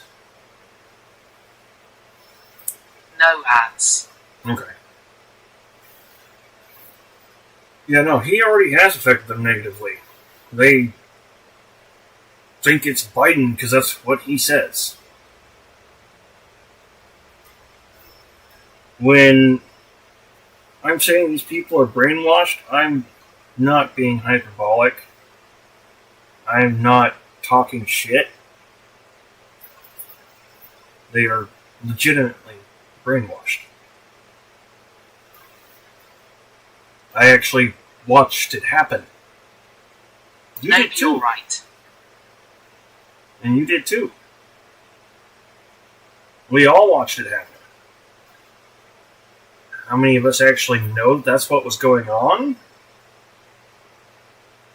Not as many as there should.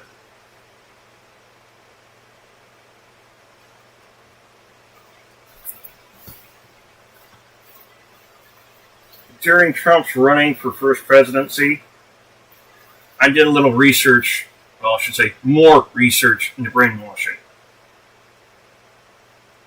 Because, for one, yeah, I was rather sure they were.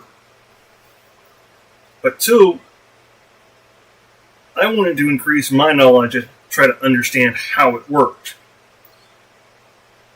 Well, I definitely increased my knowledge and understood how it worked. I also realized that it's been being done for years. And became normalized. Stage 1 mind washing, or brainwashing. It would be stage 2 or 3. Stage 1 is getting the Overton window to move. By changing what is considered societally acceptable. Which has been being done for a couple of decades, at least. And then, you give your talking points that you want them to get. Try to give it in a way that's empowering. In this case, Trump going after the people's weakness of wanting someone to blame for all their pain and suffering. And then you top it at stage 3, which is still considered entry level. The other two parts are a bit more into it, believe it or not. Where you have someone in the populist eye, to say your message. Someone that people are major fans of. Such as, I don't know, Liam Neeson, or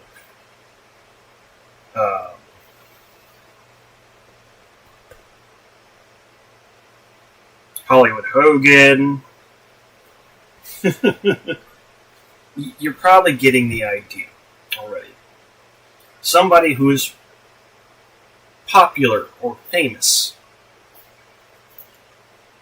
to repeat your message and claim it to be their thinking as well. And a lot of people fell for that shit. Oh, I like this actor. He's a good guy as far as I'm aware. I'm going to listen to him.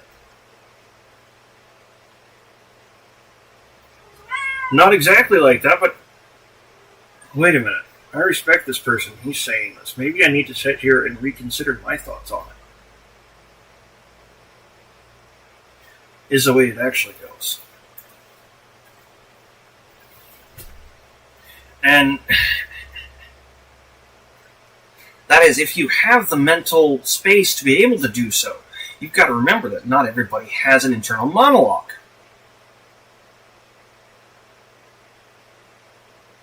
And those without an internal monologue are a little bit more likely to foul up a thought. Not guaranteed, but more likely.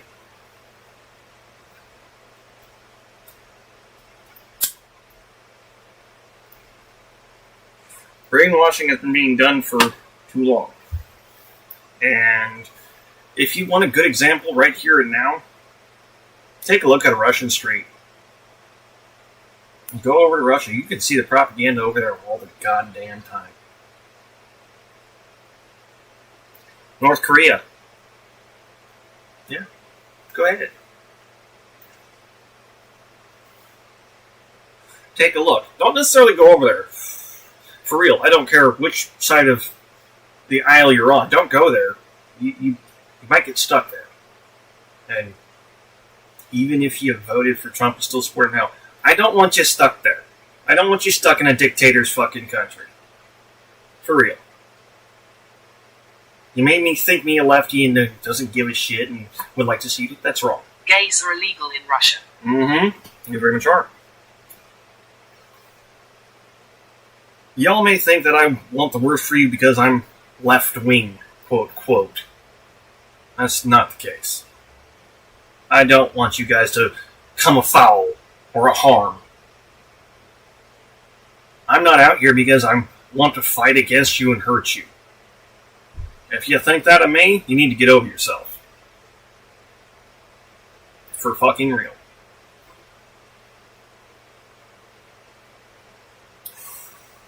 Personally, I'd like to see everybody fucking strive, including you.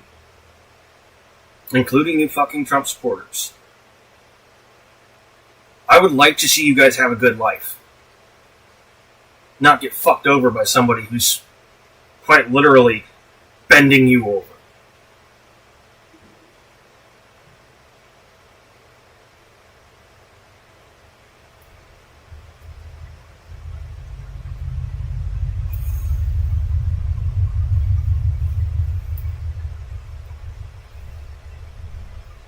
You guys don't deserve that.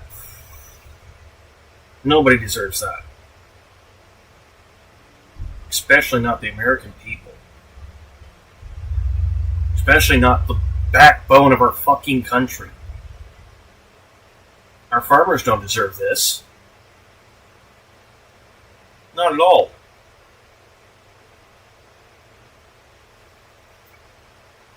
Honestly, if anything, this kind of shit should be being done towards the big corporations, the big corporation farms. Not you. Not me. Not the everyday fucking person. Yeah, when government puts in regulations, they need to provide a way for that regulation to be achieved. Is trying to put all the diesel logging trucks to electric? And not paying for the fucking trucks? Are you kidding me? That goes against the fucking Constitution itself.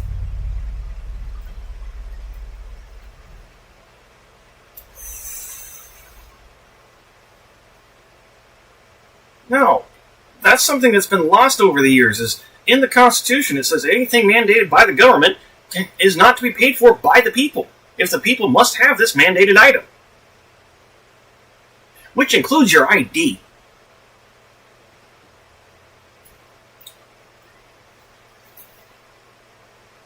Yeah, you're getting fucked. And it's not the government that's fucking you. It's rich people who are manipulating the government and have been manipulating the government for well more than 20 years. I'm pretty sure it's a good 50. If I'm not mistaken.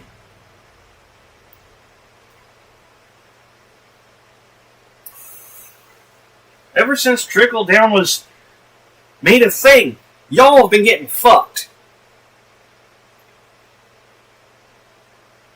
Still sitting there expecting that trickle down to come. Has it ever come?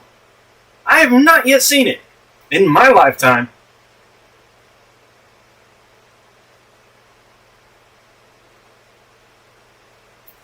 So, it's about time that we, the people, need to make it start trickling up like the way it does. Which means we need to start buying stuff that... No. Still waiting. Are? Still waiting?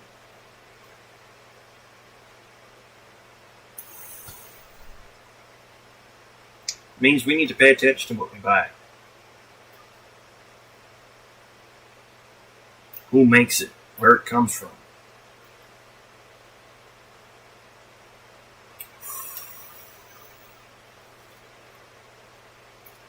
There's places that I won't do any shopping anymore. I would love to be able to order my cameras and shit for streaming from Amazon. That's owned by one of the oligarchs that fucking aligned with Trump. Sadly, so is Twitch. But I'll be damned if I'm going to sit quietly about this. Yeah, I'm making one of their fuckers a little bit of money. I don't enjoy that fact. But at the same time, I'm on their shit, raising hell against them.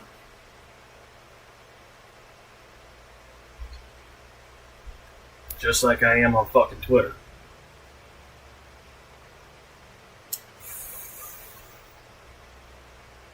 So yeah, I'm utilizing their shit still. But not for the benefit.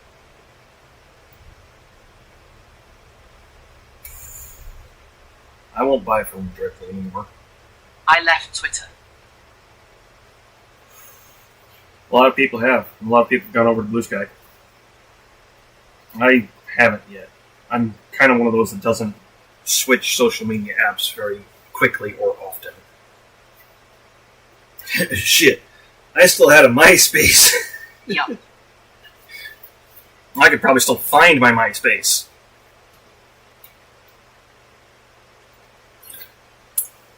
Though I haven't used it in so long, it is broken to all fuck. Coding back done in in the early 2000s is not going to hold up this test of time, especially HTML coding. Yes, I have done some coding. Are you still friends with Tom from MySpace LMAO? Yes, I never removed Tom. As a matter of fact, I think I added him in a few other places too.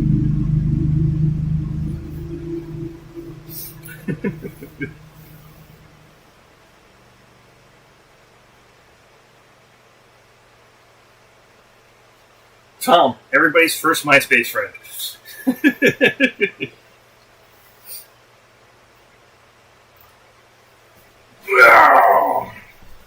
Stop it.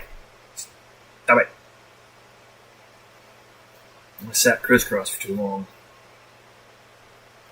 I went to put my legs out, and my right leg was just like... It's like, stop it! Stop it!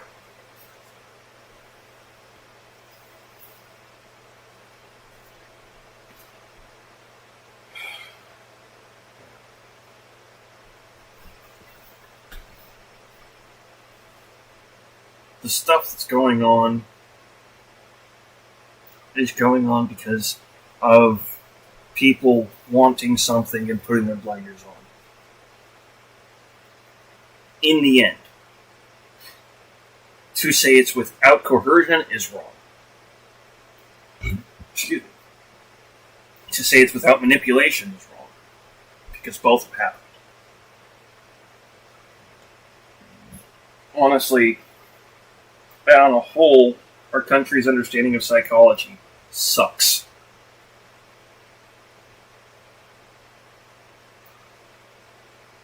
Our psychologists and scientists, they got it.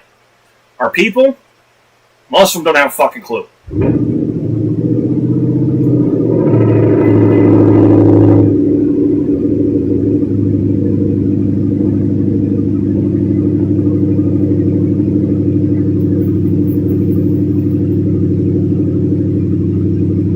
Neighbors that vehicle.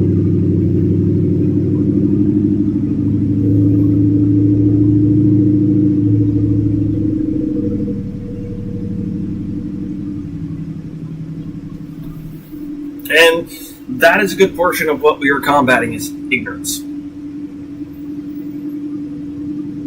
Lack of information or misinformation.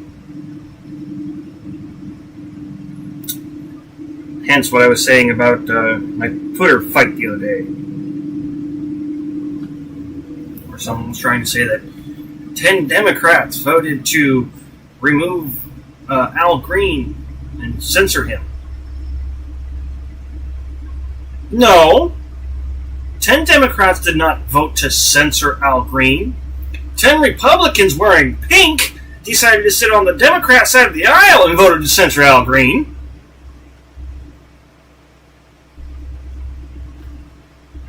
And I can say that from watching the motherfucker live. Never mind the fact that I had one idiot sit there and try to argue it with me and then provide me the picture. But nobody stopped Majorie Green. No. Nobody stopped Greenie. Nobody stopped any of the Republicans. Yeah, Greenie got the fuck away from it with it. Every fucking time. And she did it multiple times. And that's, again, part of the shit that I've been on about with people. It's like, no. This was a planned scenario. You fell for it. They intended to take out anyone like that. So why Al? Because Al was the one being loud.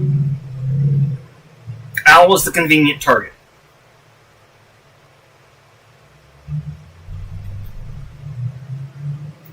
Because Al was the one being brave enough to stand up and fucking say something.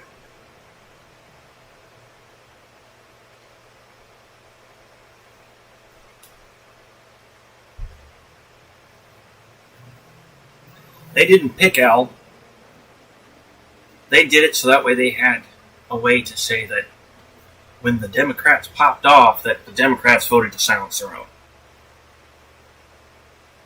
To erode trust in the Democrats.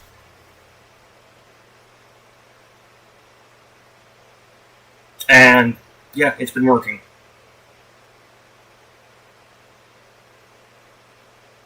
It's kind of fucking pathetic.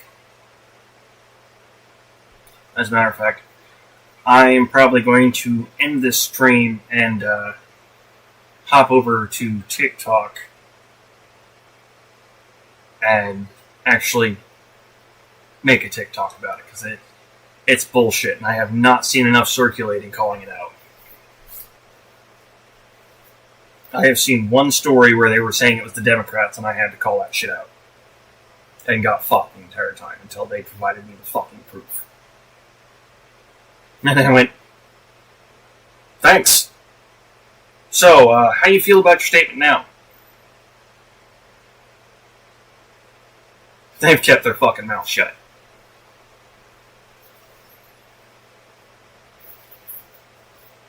Trying to tell me to sit down and shut the fuck up.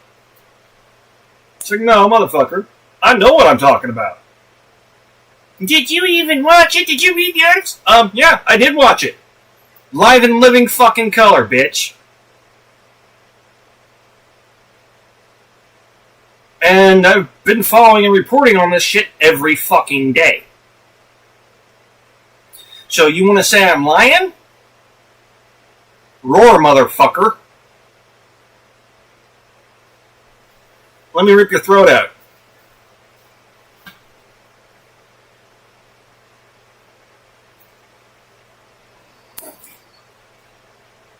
Because, honestly, that's how I feel about that. That shit pisses me off to no end. You don't have a goddamn clue who these people are, and you're going to sit there and talk shit like you know it? And then tell somebody who actually knows it they don't have a clue? Come here, motherfucker.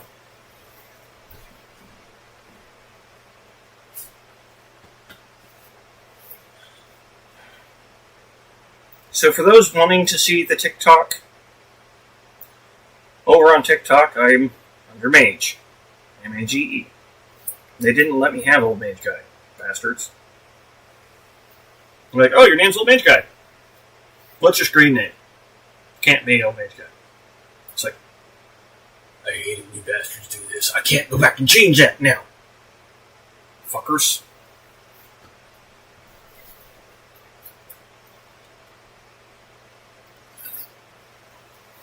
So it's just Mage. That's the only place, other than Korra, that I am not Old Mage Guy.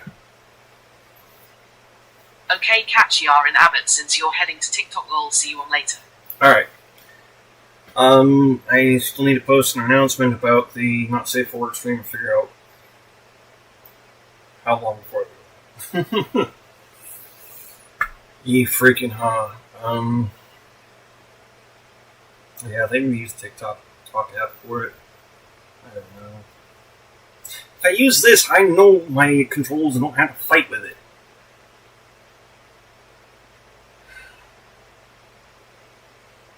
But at the same time, there's a lot more creator options over there.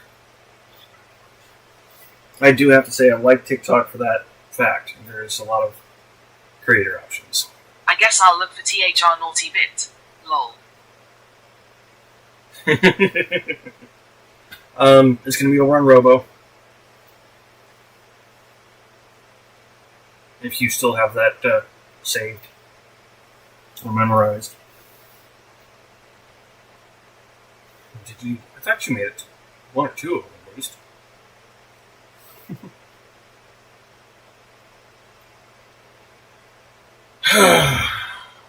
I don't think I have Robo.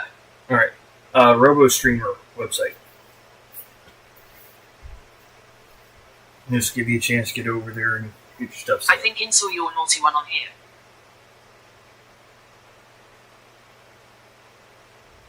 Nope. Not done naughty streams on YouTube. I would actually lose YouTube and Twitch by doing that on either. And I have been doing my damnedest to make sure I don't do that. That's part of the reason why I'm not sleeping in my boxers anymore. YouTube got pissy. It's like, I'm not trying to have my shit fucked. I'm trying to. Oh, Twitch. Now, Twitch will freaking get angry about it too. They not safe for work stuff is not safe for work stuff. And Twitch kind of has a pretty solid rule about that.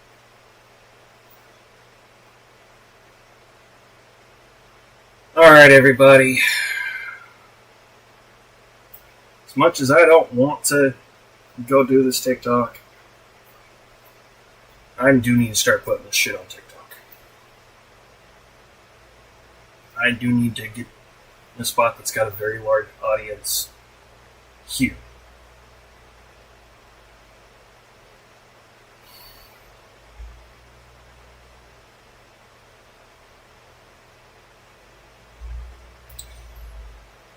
So I'll figure out how I'm going to do this, because I can only stream to 2 places simultaneously, not 3. Yo, yo, yo. Yo. What's up? Just fixing to shut down the stream and head over to TikTok and put out a stream over there.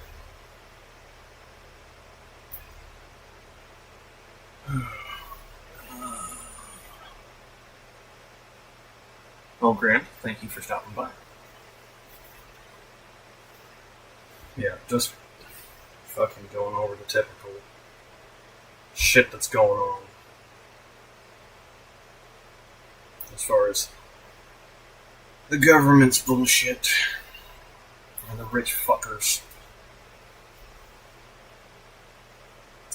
Anyways. Thank y'all for stopping by. As I typically say for the end of this broadcast every morning, if you pray, pray. If you don't, send out the good vibes. I'm a fucking atheist and a bit anti-religion, and I'm telling you to pray these fuckers pull their heads out and come up for air.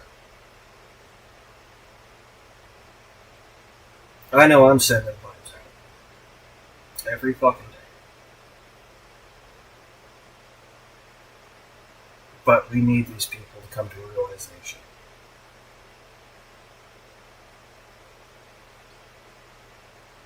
It's not end all be all if they don't, but it'll make things a lot worse. So from the anti-religion guy, pray they come up prayer. From the guy that doesn't tell people to pray, pray. Till next time, everybody, this is Old Mage Guy.